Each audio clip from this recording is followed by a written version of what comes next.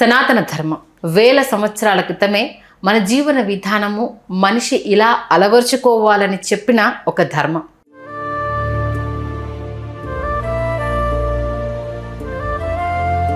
కానీ కాలక్రమేణా సనాతన ధర్మం ఒక మతమైంది, కొందరికి మాత్రమే హితమయ్యింది. ఈ మధ్యకాలంలో కొందరు దేవుళ్ళ పేరు చెప్పుకుంటూ తమ ఆరాధించే వ్యక్తులను దేవుళ్ళుగా చిత్రీకరిస్తూ ఏం మెసేజ్ ఇస్తున్నారు అని అడిగినందుకు విజయ విహారం రమణమూర్తి గారికి ఏం జరిగిందో మనం చూసాం.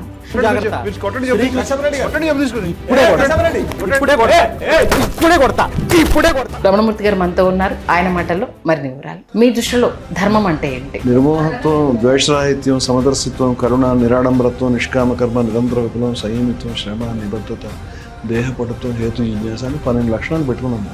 దేవుణ్ణి మనుషులతో పోల్చినందుకు బాధపడ్డారా, లేకపోతే దేవుణ్ణి వీళ్ళు అపవిత్రం చేసి వీళ్ళ అవసరాల కోసం వాడుకొని దిగజారి మాట్లాడుతున్నారు అనేసని? కరెక్ట్ గా చెప్పాలంటే దేవుని రాజకీయ ప్రయోజనాల గురించి వాడుకోవడానికి.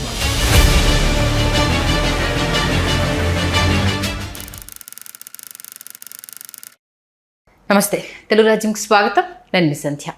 సనాతన ధర్మం వేల సంవత్సరాల క్రితమే మన జీవన విధానము మనిషి ఇలా అలవర్చుకోవాలని చెప్పిన ఒక ధర్మం. కానీ కాలక్రమేణా సనాతన ధర్మం ఒక మతమైంది, కొందరికి మాత్రమే హితమయ్యింది. అదే ఇప్పుడు పెద్ద సమస్య అవుతోంది. అసలు అప్పుడు చెప్పిన సనాతన ధర్మం ఏంటి, ఇప్పుడు ప్రాచుర్యంలో ఉన్న సనాతన ధర్మం ఏంటి, ఎందుకు మనుషుల మధ్య మతము, దేవుడు, అసలు భక్తి, దాని మూడాలు, ఈ అపోహలన్నీ తెర మీదకి వస్తున్నాయి. మన పూర్వీకులు చెప్పిన ధర్మం ఏంటి, ఇప్పుడు నడుస్తున్న ధర్మం ఏంటి, ఇండెప్త్ డీటెయిల్స్లోకి వెళ్ళే ప్రయత్నం చేద్దాం. ఎందుకంటే ఈ మధ్యకాలంలో కొందరు దేవుళ్ళ పేరు చెప్పుకుంటూ తమ కొలిచే ఆరాధించే వ్యక్తులను దేవుళ్ళుగా చిత్రీకరిస్తూ ఏం మెసేజ్ ఇస్తున్నారు అని అడిగినందుకు విజయ విహారం రమణమూర్తి గారికి ఏం జరిగిందో మనం చూసాం. ఎందుకు నేటి యువత మూలాల్లోకి వెళ్లకుండా పైపైన చెప్పిన మెరుగులకు మాత్రమే ప్రభావితం అవుతున్నారు, ఏం మార్పు రావాలి, తల్లిదండ్రులు ఏం ఆలోచించాలి, తెలుసుకునే ప్రయత్నం చేద్దాం. రమణమూర్తి గారు మనతో ఉన్నారు. ఆయన మాటల్లో మరిన్ని వివరాలు. రమణమూర్తి గారు నమస్తే అండి. నమస్తే అమ్మా. ఆల్మోస్ట్ గత కొన్ని సంవత్సరాలుగా మీరు అందరికీ తెలిసిన వ్యక్తులే. ఏమేం చేశారు ఏంటి అదంతా తెలుసు కాబట్టి నేను కొత్తగా చెప్పాలని అనుకోవట్లేదు. కాకపోతే ఇప్పుడు సమాజంలో సనాతన ధర్మం అనేది ఒకరి ఎదుగుదలకు ఉపయోగించుకునే విధానం చూస్తూ ఉంటే చాలా బాధ అనిపిస్తుంది. మీ దృష్టిలో ముందుగా మీరు సనాతన ధర్మం అంటే మీరు విన్నప్పుడు తెలుసుకున్నది, ఇప్పుడు వినబడుతున్న దాన్ని మీరు తెలుసుకుంటున్నది అంటే ఏం చెప్తారు? సనాతన ధర్మం అనేటువంటిది ఒక మోనోలిథిక్ పీస్ కాదు, అది ఒక పరిణామ క్రమంలో ఎవల్యూషన్లో మారుతూ వచ్చింది. ఇది అని స్పష్టంగా చెప్పడం కూడా చాలా కష్టం. మనకి వేదం ఉంది, వేదం చాలా ప్రాచీనమైనది. వేదంలో ఇప్పుడున్న బయట చలామణిలో ఉన్న హిందూ మతంలో ఉన్నటువంటి ఎలిమెంట్స్ దాదాపుగా లేవు. వేదమతం మొత్తంగా వేరేమో అని చెప్పే పరిస్థితి ఉంటుంది. వేదంలో గుడి లేదు, ఎగ్జాక్ట్గా భక్తి కూడా ఉందని అనలేం, అంటే ఈ భక్తి నిర్వచనాన్ని బట్టి. అలాగే వేదంలో మనం చూసేటువంటి పౌరాణిక హిందూ మతానికి సంబంధించినటువంటి దేవీ దేవతలు, రాముడు, కృష్ణుడు, వీళ్ళు ఉండరు. వేదం తర్వాత వేదం కర్మకాండ ప్రధానమైంది. వేదం తర్వాత ఉపనిషత్తు వచ్చింది. ఉపనిషత్తు వేదం మీద తిరుగుబాటుగా వచ్చింది, కానీ సంప్రదాయంలో దాన్ని వేదంలో చేర్చేశారు. వేదం అంటే సంహిత, బ్రాహ్మణాలు, అరణ్యకాలు, ఉపనిషత్తులు అని ఒక సంప్రదాయం వచ్చింది మనకి. ఉపనిషత్తులు ఎంత పై స్థాయిలో ఉన్నాయంటే, ఉపనిషత్తులు నేను మతం అనుకోను. ఉపనిషత్తులు మనకంటే ఒక 5-6 వేల ఏళ్ళ అవతలు ఉన్నాయేమో అనుకుంటాను నేను. అంటే చాలా అడ్వాన్స్డ్గా ఉన్నారు వాళ్ళు. స్వామి వివేకానందులు ఏం చెప్పారంటే, ఉపనిషత్తు అనేది భవిష్యత్తులో వికసిత మానవాళి మతం, the religion of future ఎన్లైట్ and humanity అని చెప్పాడు. అంటే భవిష్యత్తులో మనుషులు బాగా తెలివైన వాళ్ళు అయిన తర్వాత వాళ్ళకు కూడా మతం ఉంటుందా? ఎస్ ఉంటుంది, అది ఉపనిషత్తు అంటాడు ఆయన. ఉపనిషత్తు అంత హైట్లో ఉంది, అంటే ఈ వేదం నుంచి అంత హైట్కి వెళ్ళాం. అక్కడి నుంచి మళ్ళీ పురాణానికి వచ్చాం.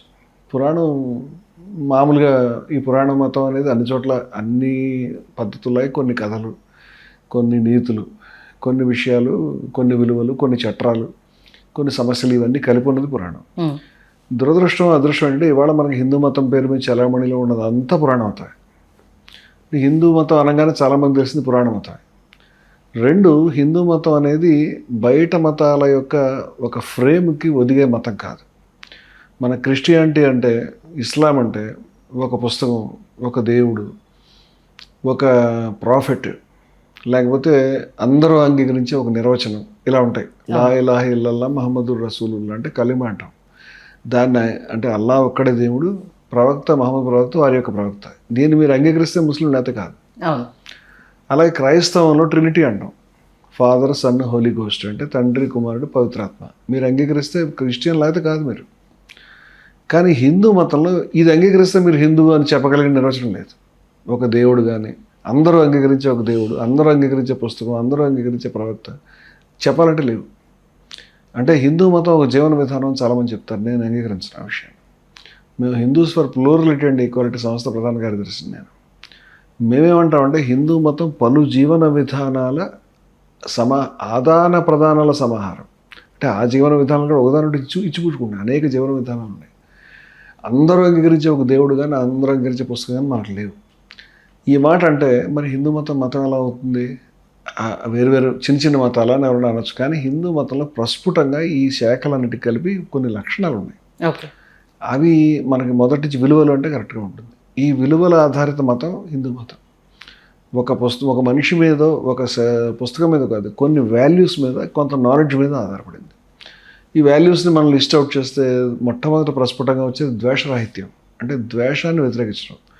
ప్రపంచంలో ద్వేషం అనేది గుర్తుపట్టి ఇది ఉండకూడదు మనిషికి అని చెప్పిన ఏకైక మతం హిందూ మతం. చాలా ప్రస్ఫుటంగా చెప్పింది. మిగతా వాళ్ళు కొంచెం కొంచెం చెప్పారేమో, హిందూ మతం చాలా బలంగా చెప్పింది. వేదం మా విద్వేషావహి అని చెప్పింది. ఉపనిషత్తు తతోన విజుగుప్సతే అని చెప్పింది. భగవద్గీత అద్వేష్ట మైత్ర కరుణ ఏవచ్చ అని చెప్పింది. ఇట్లా ద్వేషం ఉండొద్దు ఇంత బలంగా ఎవరు చెప్పలేదు. అట్లాగే సమానత్వం. ఆశ్చర్యం ఏంటంటే హిందూ మతంలో సమానత్వం ప్రధానమైన లక్షణం. ఋగ్వేదంలో చివరి సూక్తమే సమానత్వ సూక్తం. సంగచ్చత్వం, సంవదత్వం, సంవోమనాస్ జ్ఞానత్వం అని చివరి క్లైమాక్స్ అది.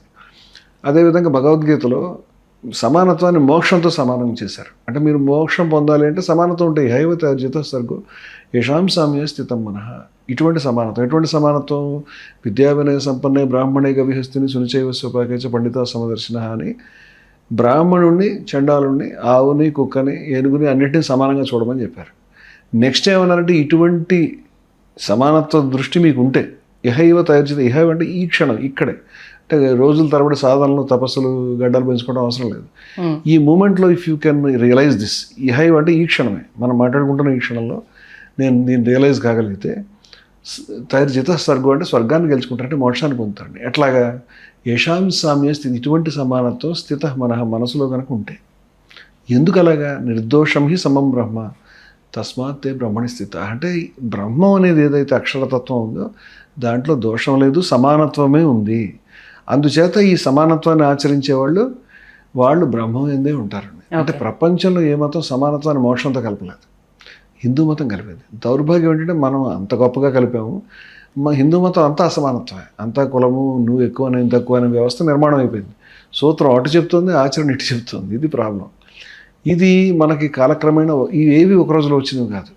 అంటే ఈ ప్రస్ఫుటమైన లక్షణాలన్నింటినీ చూసి హిందూ మతంలో ఉన్న విభిన్నమైనటువంటి ఈ స్కూల్స్ ఏవైతే ఉన్నాయో వాటన్నింటినీ యథాతథంగా అలా కొనసాగుతూ ఈ లక్షణాలని ఎత్తిపట్టుకునేటువంటి పద్ధతిలో మేము Hindus for plurality and equality అనే సంస్థ స్థాపించుకున్నాం. ఇప్పుడు మీరు నన్ను అడిగారు, మీరు గతంలో చూసింది ఏంటి, ఇప్పుడు చూసింది ఏంటి? నేను కొంచెం వెనక్కి వెళ్ళి 1000 సంవత్సరాల క్రితం ఉన్నది ఏమిటి, తర్వాత పోయింది ఏమిటి, ఇప్పుడు మనం తెచ్చుకోవాల్సింది ఏమిటి అనేటువంటి యాంగిల్ మాట్లాడారు. ఇప్పుడు మనకి పౌరాణిక హిందూ మతం ప్రధానంగా కనిపిస్తుంది. సరే మీరు చెప్పండి, మీరు చెప్పాక చెప్తాను. ఇండెప్త్లోకి వెళ్ళే ముందు భగవంతుడు అనేవాడు ఉన్నాడా లేడా? రమణమూర్తి గారు ఆ భగవంతుణ్ణి నమ్ముతారా లేదా? దానికి నాకు ఆన్సర్ కావాలి. అంటే మీరు భగవంతుడిని నిర్వచించాలి. భగవంతుడిని మీరు సృష్టికర్తాన్ని నిర్వచించారనుకోండి, అంటే ఆస్తికుడు అంటే అస్థి కలడు అనేవాడు, నాస్తికుడు అంటే నా అస్థి లేడు అనేవాడు. ఎవరు కలడు ఎవరు లేడు అంటే సృష్టికర్త అనే సమాధానం వస్తుంది. సృష్టికర్త ఉన్నాడు అంటే ఆస్తికులు, సృష్టికర్త లేరు అంటే నాస్తికులు. నా విషయం పక్కన పెట్టిన అసలు హిందూ మతమే సృష్టికర్తను ఒప్పుకోదు. ఓకే, హిందూ మతం భగవంతుడిని ఒప్పుకుంటుంది. అంటే నిర్వచనంలో సృష్టికర్త పెట్టడం వల్ల వచ్చే సమస్య. చికాగో వెళ్ళి స్వామి వివేకానందుడు సర్వమత మహాసభలో there is no creation only evolution ప్రకటించాడు. సృష్టి లేదండి, సృష్టి కాదు, ఇదంతా పరిణామమే. సైన్స్ భాష ఉంది. ఎవల్యూషన్లో జరుగుతుంది ఇదంతా కూడా. అంటే సృష్టికర్త సృష్టిగా పరిణమించాడు. అంటే పాలు పెరుగైంది అంటే పాలు కారణమే పెరుగుకి, కానీ పాలు వేరేగా లేదు, సృష్టిలో భాగంగా ఉంది. అందుకని మనం ఈశావాస్యమిదం సర్వం అహం బ్రహ్మస్మి తత్వమసి అని ఇలా మహావాక్యాలు పెట్టుకున్నాం. ఇవి ఎందుకు వచ్చినాయంటే ఎగ్జాక్ట్గా దేవుడు వేరు మనం వేరు, దేవుడు వేరు మనం వేరు. దేవుడికి మనం దండం పెట్టాలి, దేవుడికి విధేయులుగా ఉండాలి, దేవుడికి భయపడాలి, ఇదంతా ప్రపంచంలో ఉన్న మతాలు. నువ్వు దేవుడు వేరు వేరు కాదు అనేటువంటి స్కూల్ హిందూ మతంలో బలమైనటువంటి స్కూల్, దాని అద్వైతం అంటాం. ఈ అద్వైతం ఏం చెప్పిందంటే తత్వమసి నువ్వు ఏది వెతుకుతున్నావో దాన్ని బ్రహ్మం అని ఆత్మ అని చెప్పి తత్ అంటే అదే, తత్ అంటే అది తత్వమసి అంటే అది నువ్వే కదా అని చెప్పి. అంచేత మనమే బ్రహ్మంగా మనల్ని భావించుకోవడం అనేది సాధ్యమైనప్పుడు ప్రపంచంలో ఎక్కడ సాధ్యం కాలేదు. నన్ను ఎమ్మెల్యే చేయడానికి, ఎంపీ చేయడానికి, రాజుని చేయడానికి కాదు, హిందూ మతం నన్ను దేవుని చేస్తాను ప్రామిస్ చేసింది. ఓకే, దైవ సాక్షాత్కారాన్ని ప్రామిస్ చేసింది. దైవం నా నుంచి భిన్నంగా ఉంటే నేను సాక్షాత్కరించుకోలేను. మీరు నా నుంచి భిన్నంగా ఉన్నారు కాబట్టి నేను మిమ్మల్ని చూస్తున్నాను, నన్ను నేను చూసుకోలేను. ఇప్పుడు నేనే బ్రహ్మాన్ని అని అర్థం చేసుకోమని హిందూ మతం చెప్తుంది. నాకు భిన్నమైనటువంటి దేవుణ్ణి అంగీకరించడం అనేది మనకు బృహదారణ్యక ఉపనిషత్తులో వామదేవుడు అనే ఋషి ఉంటాడు. అయితే ఇక్కడ ఆయన ఏమని చెప్తాడంటే మీకు భిన్నంగా భగవంతుడు, మీరు ఇందాక భగవంతుడిని విశ్వసిస్తారనే మాటకి చెప్తున్నాను, ఇదంతా నేను డివేట్ కావట్లేదు. మీకు భిన్నమైనటువంటి భగవంతుడిని ఎవరైతే ఊహించుకుంటున్నారో వేరేగా స నా వేద ఆయన తెలుసుకోలేదు అని చెప్పాడు. అంటే నాకు భిన్నమైనటువంటి భగవంతుడిని ఊహించలేను, అర్థం చేసుకోలేను, కన్సీవ్ చేయలేను. ప్రేయింగ్ అనేది నెక్స్ట్ లెవెల్, అది అవసరమే లేదు. నేను అసలు కన్సీవ్ చేయలేను, ఊహించలేని చెప్తున్నాను. మరి భగవంతుడు లేనప్పుడు ఈ సృష్టి ఎలా సాధ్యం? భగవంతుడు లేడు అనలేదు నేను, భగవంతుడు లేడు అనలేదు. మీరు ఎక్కడ నన్ను అటు ఇటు కదపకూడదు. భగవంతుడు లేడు అనలేదు నేను. అంటే సృష్టికర్త సృష్టి రెండు వేరు వేరు కాదు అని చెప్పాను. ఓకే, నేను కాదు, మన వేదాలను మనం అర్థం చేసుకోలేదు. 4 మహావాక్యాలని మీకు తెలుసు కదా, చదువుకున్నారు కదా. అహం బ్రహ్మస్మి సర్వం కల్విదం బ్రహ్మ అయం ఆత్మా బ్రహ్మ తత్వమసి, వీటిని మహావాక్యాలు అంటాం. ఈ మహావాక్యాలన్నీ ఒకటే విషయం చెప్తున్నాయండి, మీకు భిన్నంగా లేదు సృష్టికర్త కూడా మీకు భిన్నంగా లేడు. నారాయణ గురు గారు ఏం చేశారు మీకు తెలుసా? నేను ఆయన చరిత్ర రాశాను. ఆయన మొట్టమొదటి చిన్న చిన్న గుళ్ళు పెట్టేవాడు. ఈ గుళ్ళు కట్టేటప్పుడు శిష్యులంతా కూడా దేంట్లో ఏ దేవుడిని పెడతాడో తెలియదు, గణేష్ని పెడతాడా కృష్ణుని వెయిట్ చేసేవారు. ఆయన పట్టుకొచ్చి గణేష్ని పెడితే గణేష్ని పెట్టుకున్నారు. ఆయన అంటారు అనవాడు. ఆ కాలంలో ఆయన ఏం చేశాడంటే ఓ గుడికి అలా కట్టించగా చిట్ట చివరికి ఒక గుడిలో తీసుకొచ్చి అద్దం పెట్టాడు. ఈ అద్దం పెట్టుకోండి అని చెప్పాడు. ఆ అద్దంలో ఓం అనేటువంటిది వెనకాల ఉంచి మిగతాదంతా కళాయి తీసేశాడు. ఇప్పుడు లోపలికి వెళ్తే మీకు ఓం కనిపిస్తుంది, కానీ దాంట్లో మీరు కనిపిస్తారు. మీరు లోపలికి వెళ్ళి మీరే కనిపిస్తారు. మనం గుడి చుట్టూ తిరిగి ప్రదక్షిణ చేస్తాం కదా, దట్ ఈజ్ ఓకే. ఆ తర్వాత ఆత్మ ప్రదక్షిణ నమస్కారం చేస్తారు మీ చుట్టూ మీరు తిరిగి. ఎందుకు చేస్తున్నారు? సీక్రెట్ మీ దగ్గర ఉంది కాబట్టి, తత్వమసి కాబట్టి. ఈ రహస్యం హిందువులకు తెలుసు, ఇది ఎక్స్ప్లిసిట్గా కనిపించదు. అంచేత నాకు భిన్నమైన భగవంతుడు ఊహించలేను అన్నాను. ఓకే, 2 నేను అజ్ఞేయవాదిని. అజ్ఞేయవాదం అంటే మీకు తెలుసు అనుకుంటున్నాను నేను. అజ్ఞేయవాదం అంటే ఇప్పుడు సృష్టికర్త భగవంతుడు ఉన్నాడు అనేది ఆస్తికత్వం అని ఇందాక అనుకున్నాం కదా, దీనికి ఏ రుజువు లేదండి. సృష్టికర్త లేడు అని చెప్పడానికి దీనికి కూడా ఏ రుజువు లేదు. Somebody must prove this. ఇవి 2 ప్రూవ్ కాని విషయాలు. అందుచేత ఈ 2 ప్రూవ్ కాని విషయాలు నాకు తెలియదు అని చెప్పేదాన్ని అజ్ఞేయవాదం అంటాం. ఓకే, అంటే ఇది నాకు అర్థం కాలేదు, నాకు తెలియదు, లేదా తెలియడం శక్యం కాదు, తెలుసుకోలేను. నా విద్మో నా విజానీమో అంటారు ఉపనిషత్తులో. అంటే తెలుసుకోలేము, నాకు యథైతద్ అనుశిష్యాత్, ఏ విధంగా ఉందో చెప్పలేను కూడా నీకని చెప్తాడు. ఓకే, ఇది అజ్ఞేయవాదం అంటాం. ఈ అజ్ఞేయవాదం భారతీయ ప్రాచీన భావతారులో చాలా ముఖ్యమైనది.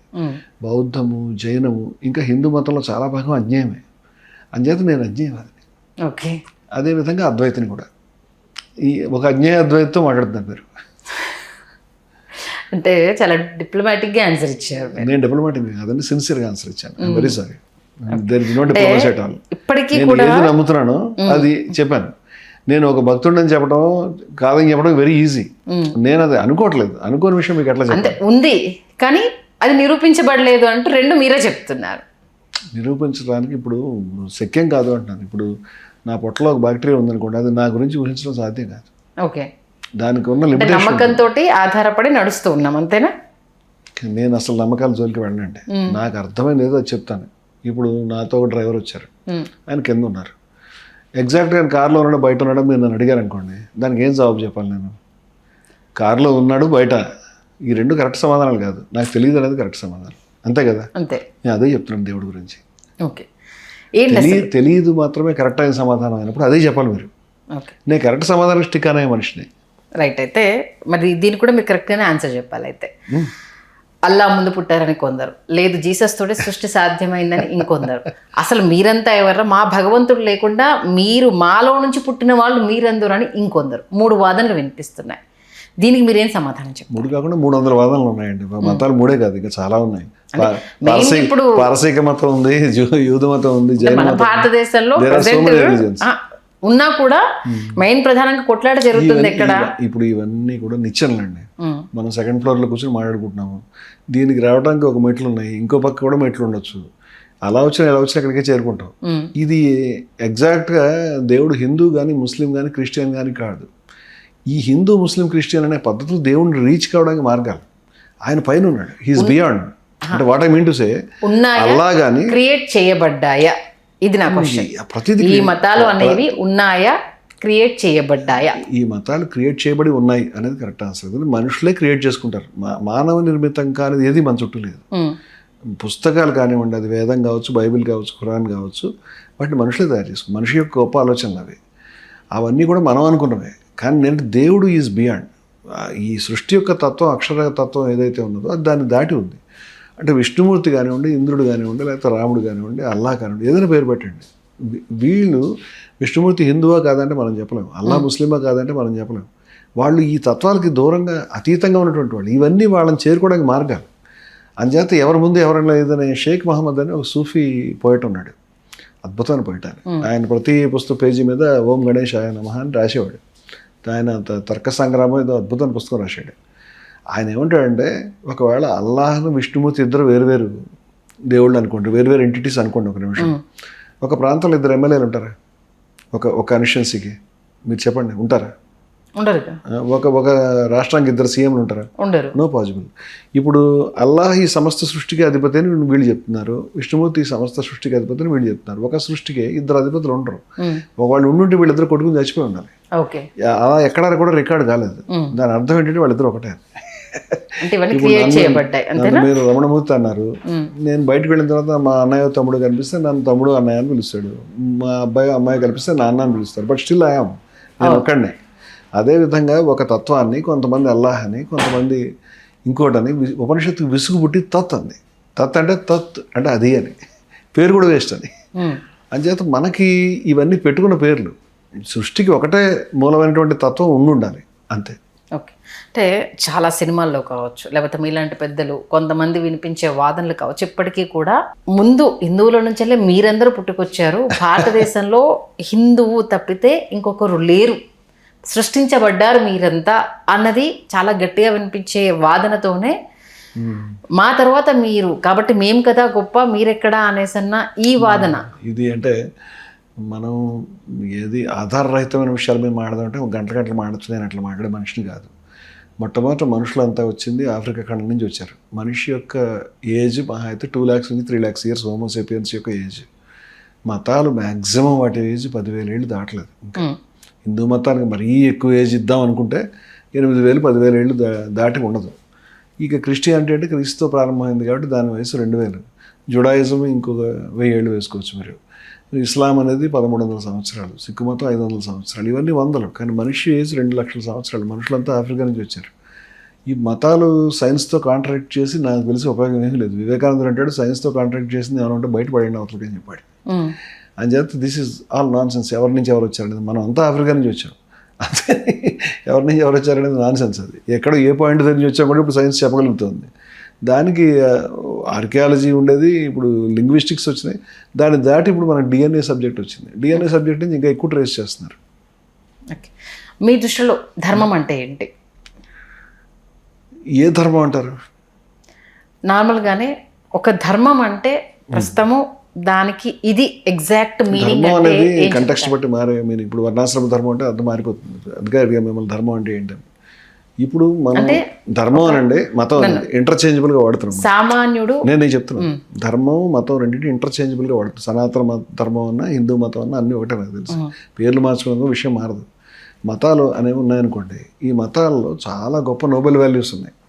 ఏది హిందూ మతంలో, ఇస్లాంలో, క్రైస్తవంలో అన్నింటిలో నోబెల్ వాల్యూస్ ఉన్నాయి. అన్నింటిలో కూడా పనికిరాని విషయాలు ఉన్నాయి.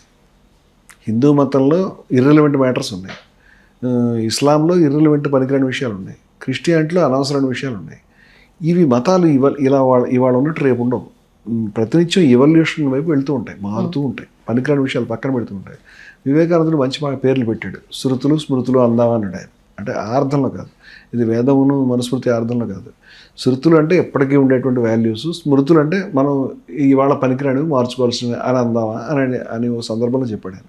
చాలా గొప్ప మాట అది. నన్ను అడిగితే పేర్లు ఏదైనా పెట్టుకోవచ్చు మనం. ప్రతి మతంలో ప్లస్ మైనస్ ఉన్నాయండి. మైనస్లను పక్కన పెట్టి ప్లస్ తీసుకుని ముందుకు వెళ్ళడం ఇంపార్టెంట్. ఓకే. అయితే దీంతో చాలామంది ఫీల్ అవుతారు, అంటే మతం అంటే ఖచ్చితంగా ఇలాగే ఉంటుంది, అది ఎప్పటికీ మారదు అని. That is just impossible. అది అయ్యే పని కాదు, కరెక్ట్ కూడా కాదు. అంటే సరే, మతాలకు అతీతంగా ధర్మం గురించే మాట్లాడాలంటే ఏం చెప్తారంటే, ఒక మనిషి మనుగడకి మతాలను పక్కన పెట్టి ధర్మము అనే దాన్ని నేను ఇందాక చెప్పినట్టే అన్ని మతాల్లో పనికొచ్చే విషయాలు ఉన్నాయన్నాను కదా. సాధారణంగా సైన్స్ ఉందనుకోండి, సైన్స్లో ఒక న్యూటన్ కొన్ని విషయాలు కనిపెట్టాడు, అంతకుముందు డార్విన్ కొన్ని విషయాలు కనిపెట్టాడు, ఐన్స్టైన్ కొన్ని విషయాలు కనిపెట్టాడు, వాస్కోడ్ గామా సైంటిస్ట్ కాదనుకోండి. ఇలా సైంటిస్టులు కనిపెట్టారనుకోండి, ఎవరైనా కూర్చుని నేను న్యూటన్ మతస్థుండి, ఐన్స్టైన్ చెప్పింది నేను ఒప్పుకోను, డార్విన్ చెప్పింది పని, మీరు డార్విన్ మతస్థులు, మీరంతా డార్విన్ మతస్థులు, మా మతంలోకి రండి అని అండవు. సైన్స్లో ఏంటంటే ఒక్కొక్క ప్రతిపాదన ఒక్కొక్కటి లేయర్స్ కింద యాడ్ అవుతూ సైన్స్ని డెవలప్ చేస్తుంది. యాక్చువల్గా చెప్పాలంటే స్పిరిచువల్ సైన్స్ కూడా అట్లా డెవలప్ కావాలి. ఇప్పుడు క్రీస్తు చెప్పినటువంటి బేసిక్ ఫ్యాక్ట్స్ తోటి బీయింగ్ ఏ హిందూ నాకేం అభ్యంతరం లేదండి. క్రీస్తు ఏం చెప్పాడంటే నీ వలని పొరుగుని ప్రేమించండి అన్నాడు. Most attractive. ఆయన శర్మనంది మౌంట్లో వచ్చింది ఆ విషయం. అయితే ఒక హిందువుగా మనకు ఆనోభద్ర క్రతోయంతి విశ్వత అని వేదంలో ఎక్కడెక్కడ మంచి విషయాలు నాకు కావాలి అని మనం కోరుకున్నాం. సో క్రీస్తు చెప్పిన మంచి విషయాలు కూడా నా దగ్గర రావచ్చు, నాకు అభ్యంతరం లేదు. ఎలా తీసుకోవాలి నేను? ఆశ్చర్యమైన విషయం, రంగనాథానంద గారు ఏమని చెప్పాడంటే ఒక దగ్గర, నీ వలని పొరుగుని ప్రేమించాలని నేను ఎందుకు ప్రేమించాలి? ఆయన కాప కమ్మ లేకపోతే మంచివాడ చెడ్డ నాకు తెలియదు, ఆయన ఎవడో, ఆయన ఏ కులస్తుడు ఏ మతస్థుడు, దట్ ఈస్ మోస్ట్ ఇంపార్టెంట్, నాకు తెలిసావదు. ఆయన నాకులాగా ఎలా ప్రేమిస్తాను నేను? దానికి సమాధానం ఉపనిషత్తు చెప్పింది అంటే రంగనాథానంద. నీ వల్ల నీ పొరుగువాడిని ప్రేమించాలని కేసు చెప్పిన మాటకి ఉపనిషత్తు చెప్పిన సమాధానం అంటే తత్వమసి, అది నువ్వే కాబట్టి, నీ పొరుగువాడివి నువ్వే అని. ఈ వన్నెస్ ఏకత్వ భావన ఈజ్ ది ఆన్సర్. ఇప్పుడు మన మతంలో ఈ మతంలో మంచి విషయాల్ని, ఆ మతంలో మంచి విషయాల్ని, ఆ మతంలో మంచి విషయాలను దగ్గర పెట్టి ఓదానితో ఒకటి అవి సెల్ఫ్ కాంప్లిమెంటరీ, అవేం కాంట్రడిక్టరీ కాదు. ఈ దరిద్రపు కాంట్రడిక్షన్స్ కొన్ని ఉంటాయి, అవి పక్కన పడేద్దాం. వీటిని తీసుకుని ముందుకు సమన్వయం చేస్తూ ముందుకు వెళ్ళడం అనే పని మనం చేయాలి. దాన్ని బహుశా మీరు చెప్పిన ధర్మం అంటారు. స్వామి వివేకానంద పనిచేసి వేదాంత మేధస్సు ఇస్లాం శరీరంతో భారతదేశం పురోగమించాలని చెప్పాడు. ఇంకా కూడా వేదాలని, బైబిల్ని, ఖురాన్ని దాటి మానవాళిని ముందుకు తీసుకెళ్ళాలి. స్వామి వివేకానంద చెప్పిన మాట, వేదాలని, బైబిల్ని, ఖురాన్ని దాటి తీసుకెళ్ళాలి. అక్కడ కూర్చోవాల్సిన అవసరం లేదు మనకి. కానీ ఆ పని ఈ మూడింటికి సమన్వయపరచడం ద్వారా తీసుకెళ్ళాలి, తగాదా పట్టడం ద్వారా కాదని చెప్పాడు. సమన్వయపరచడం అంటే దాంట్లో మంచి విషయాలు, దీంట్లో మంచి విషయాలు తీసుకోవడమే. మేము ఆ పని ప్రయత్నం చేసాం. మమ్మల్ని మేము కథిజ్ఞాసులను పిలుచుకుంటాం, కొన్ని విలువల్ని పక్కన పెట్టి ఈ విలువల్ని పాటిస్తే you can become a best Muslim or best Christian or best Hindu అని మేము కొన్ని విలువల్ని లిస్ట్ అవుట్ చేసుకున్నాం. ఆ ప్రకారం జీవిస్తున్నాం మేము. ఇప్పుడు మీరు చెప్పిన వాటిని ధర్మం అంటున్నాను నేను. నిర్మోహత్వం, ద్వేషరాహిత్యం, సమదర్శిత్వం, కరుణ, నిరాడంబరత్వం, నిష్కామకర్మ, నిరంతర విపులం, సంయమిత్వం, శ్రమ, నిబద్ధత, దేహపటుత్వం, హేతు జిజ్ఞాస అని 12 లక్షణాలు పెట్టుకున్నాం మేము. పెట్టుకుని సాధన చేస్తున్నాం. నా అర్థంలో నాకు అర్థమైనంత వరకు ధర్మం నేను మొత్తం అంతా గాలించాను, ఏది బెస్ట్ ఉన్నాయి అని, అవే పాటిద్దామని. ఇప్పుడు మీరు చెప్పిన దాంట్లో హిందువుల వాదన ఏంటంటే, మనకు చెప్పిన దాని ప్రకారం మన మతాన్ని గౌరవిస్తున్నాం, పరమతాన్ని మేము ప్రేమిస్తున్నాము, కానీ మిగతా వాళ్ళు వాళ్ళ దేవుడే గొప్ప అన్న వాదన తీసుకొచ్చి రుద్దే ప్రయత్నం చేస్తున్నారు, అందుకోసం మేము వాళ్ళతో డిఫర్ అవుతున్నాము అని చెప్పేసి అని వాళ్ళు చాలా గట్టిగా చెప్తున్నారు. మా పెద్దలు మాకు నేర్పించింది, మీరు చెప్పినట్టుగా మన మతాన్ని గౌరవించేసి మేము చర్చిలకు వెళ్తాము, ముస్లిమ్స్ పండుగలకు వెళ్ళినప్పుడు వాళ్ళ ఇళ్ళకు వెళ్తాము, వాళ్ళు పెట్టినవి అన్నీ తింటాము, కానీ వాళ్ళు వచ్చినప్పుడు మేము పెట్టినవి మా దేవుడు తినొద్దని చెప్తాడు అనేసి అని చెప్తున్నారు. మరి దీని గురించి ఏం మాట్లాడతారని అడుగుతారు. చాలా మంచి పని మాట్లాడుతున్నారు. డెఫినెట్గా హిందూ మతంలో ఎక్కువ సహిష్ణుత ఉంది, అనుమానం లేదు ఆ విషయం. కానీ దాని అర్థం ఏంటంటే మిగతా మతాల్లో సున్నా అని కాదు. హిందూ మతం చాలా అడ్వాన్స్ ఈ విషయంలో. నేను హిందూ మతాన్ని కాంప్లిమెంట్ చేస్తాను. కానీ హిందువులందరికీ ఒక ఆర్గ్యుమెంట్ లేదండి. హిందువుల్లో కూడా అసహనంతో కొట్టుకున్న సందర్భాలు ఉన్నాయి. విష్ణువు ఒకడే ముఖ్యం, శివుడు ఒకడే ముఖ్యం అని మనం కూడా కొట్టుకున్నాం, మన లోపలే కొట్టుకున్నాం, బయట కూడా కొట్లాడాం, కొట్లాడకుండా ఏమి లేవు. కానీ అంత రిజిడ్గా కొట్లాడే విధానం మన దగ్గర లేదు. కారణం ఏంటంటే మనం ప్లూరల్ సమాజంలో ఉన్నాం, వాళ్ళు లేరు పాపం. ఇప్పుడు హిందువులు ముస్లింల మధ్య ఒక సయోధ్య అనేది ఇప్పుడు కాదండి, 1000 సంవత్సరాల క్రితమే సాధ్యమైంది. ఇప్పుడు కృష్ణుడి మీద కామెంటరీస్ రాసినటువంటి ముస్లిమ్స్ ఉన్నారండి. రస్ ఖాన్, అంబర్ ఖాన్ వాళ్ళ పేర్లు వినుంటారు. ఇప్పుడు అయోధ్య ఉంది కదా, అవధ్ ప్రాంతాల్లో నవాబ్ గారు వాజిద్ అలీ షా కృష్ణుడి మీద పాటలు రాసి డ్యాన్స్ చేసేవాడు. అంటే చాలామంది ముస్లిమ్స్ ఆ రంగంలో ముందుకు వచ్చారు. నేను ఇందాక షేక్ మహమ్మద్ పేరు చెప్పాను, షా ముంటోజీ, షా ముని, ఇంకా చాలామంది పేర్లు చెప్తాను. చాలామంది సూఫీలు ఈ హిందూ మతం పట్ల చాలా ఫ్లెక్సిబుల్గా ఉన్నారు, దాన్ని దేవుడిగా చూశారు. చాలామంది హిందువులు ముస్లిం మతం పట్ల కూడా, మన రెండు మతాల మధ్య ఇంటరాక్షన్ పాసిబుల్ అయింది. కానీ దౌర్భాగ్యం ఏంటంటే మనకి ఈ 1947 కొన్ని సంవత్సరాల ముందు నుంచి ముఖ్యంగా బ్రిటిష్ వాళ్ళ ఇంటర్వెన్షన్ వల్ల, 80s మళ్ళీ అమెరికన్ ఇంటర్వెన్షన్ వల్ల మన ఉపఖండంలో ఈ అసహనమైనటువంటి ఐడియాలజీ బాగా పెరిగింది. మనకి అసహనమైన ఐడియాలజీ పెరిగిన తర్వాత ఈ సహిష్ణుతకు తగ్గింది. మొట్టమొదట ముస్లిం లీగ్ వాళ్ళు ఇంటింటికి 1946 ఎలక్షన్లో తిరిగి నువ్వు ఈ ఖురాన్ మీద ఓటేయాలి, నువ్వు ముస్లిం కాదా, ముస్లిం అయితే ముస్లిం లీగ్ ఓటేవా అని ఇంటింటికి తిరిగి రాజకీయాల్లోకి ఈ మతాన్ని వాడటం మొదలుపెట్టి చొప్పించి వాళ్ళు అనుకున్నది జన్నా సాధించాడు. అది ఫస్ట్ బ్లండర్ నాకు తెలిసి. అంటే మోడర్న్ టైమ్స్లో, పూర్వం కూడా ఇలా జరిగినాయి. ఇప్పుడు మిగతా మతస్థులు కూడా నువ్వు హిందూ అయితే ఫలానా పార్టీని బలపరచాలనే దాకా వచ్చారు. ఈ రాజకీయ జోక్యం ఎప్పుడైతే స్టార్ట్ అయిందో అసహనం ప్రారంభమవుతుంది. ఇకపోతే ముస్లింలు హిందువులు కలిసి సామాన్య ప్రజలు ఇప్పుడు ఈ సంవత్సరంలోనే 2026లో నేను ఇన్వాల్వ్ అయినా చెప్తాను. ఇక్కడే హైదరాబాద్లో మేము సంక్రాంతి పండుగను హిందువులు ముస్లింలు కలిపి ఇక్కడ జరిపించుకున్నాం. దాంట్లో ముస్లిం మన నిజాం నవాబు గారు వచ్చి హారతులు ఇచ్చాడు. హిందువులు ముస్లింలు కలిపి ఇన్వాల్వ్ అయ్యాం. హిందువులు ముస్లింలు కలిపి హోలీ పండుగ జరుపుకున్నాం. అవి పైగా రంజాన్ మధ్యలో ఉండగా అప్పుడు హిందువులు ముస్లింలు కలిపి రంగులు జరుపుకున్నాం. హిందువులు ముస్లింలు కలిపి రంజాన్లో ఇఫ్తార్ ఇచ్చాం. హనుమాన్ జంక్షన్కి పక్కన వేలేరని గ్రామం ఉందండి. ఆ గ్రామంలో హిందువులు ముస్లింలు కలిపి శ్రీరామనవమి జరుపుకుంటే నేను చీఫ్ గెస్ట్గా వెళ్ళాను.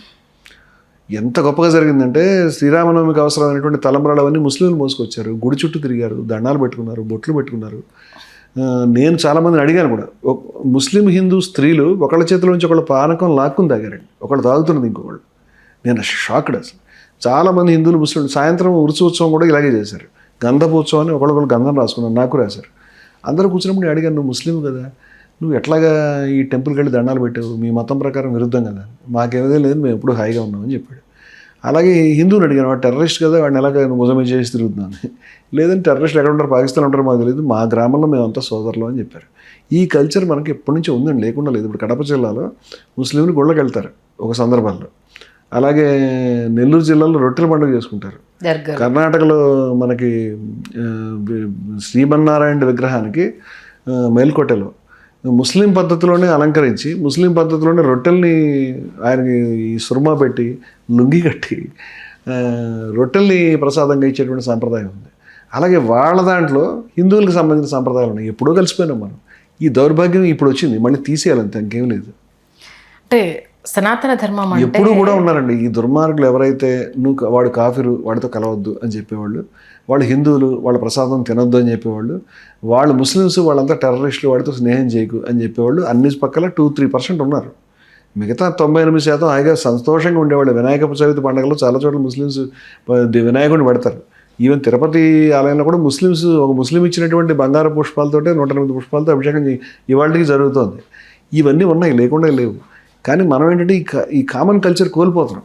మెయిన్ థింగ్ ఏంటంటే సనాతన ధర్మం ఆయా వర్గాలకు సంబంధించి ఏదైనా రిలీజియన్ కావచ్చు, దాంట్లో ఏంటిది విలువల్ని కాపాడడం కన్నా వాళ్ళ ఆచారాలను కాపాడుకోవాలన్న తపన ఎక్కువగా పెరిగిపోతుందా, పెంచి పోషిస్తున్నారంటే ఏం చెప్తారు? ఎందుకంటే మీరు చాలా మంచివాళ్ళు కాబట్టి కొంచెం ఆచారాలు అనే పదం వాడారు. నేను శుభ్రంగా మతోన్మాదం అనే పదం వాడతానండి. మతం వేరు, మతోన్మాదం వేరు.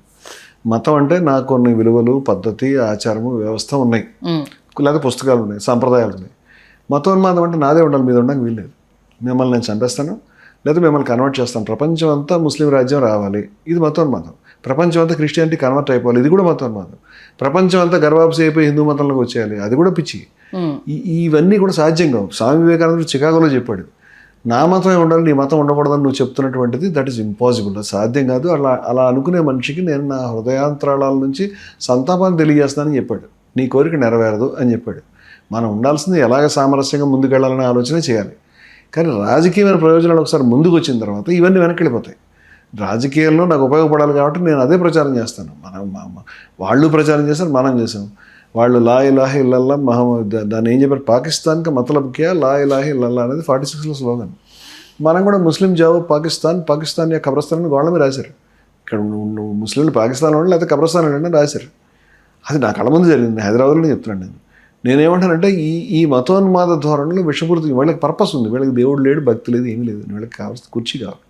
ఆయన జిన్నా గారికి పాకిస్తాన్ కావాలి, కుర్చీలో కూర్చోవాలి. ఈయనకి ఇంకోటి ఏదో కావాలి. ఈ పద్ధతులు వచ్చిన తర్వాత మొత్తం సర్వనాశనం పట్టించడం మొదలుపెట్టారు. జరిగింది అది. రాజకీయ నాయకులు మతంలో వేలుపడడం మానేస్తే, మతాన్ని రాజకీయాలకు వాడుకోవడం మానేస్తే, హిందువులు ముస్లింలు ఇద్దరు కూడా, ఎంఐఎం కావచ్చు, జమాతే ఇస్లామీ కావచ్చు, బీజేపీ కావచ్చు, కాంగ్రెస్ కావచ్చు, అకాలీదళ్ కావచ్చు, ఎవడని కావచ్చు, కొంచెం మతాలని మతస్థులకు వదిలేస్తే అసలు ఏ ప్రాబ్లం ఉంటుందండి. ఆశ్చర్యపోతారు, మీరు హాయిగా ఉంటారు.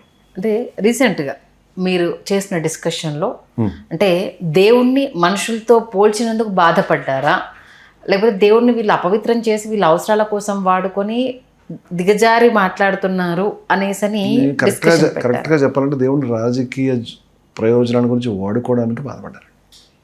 ఇప్పుడు మనకి నేను పాకిస్తాన్ ఎగ్జాంపుల్ చెప్పాను మీకు ఇందాక.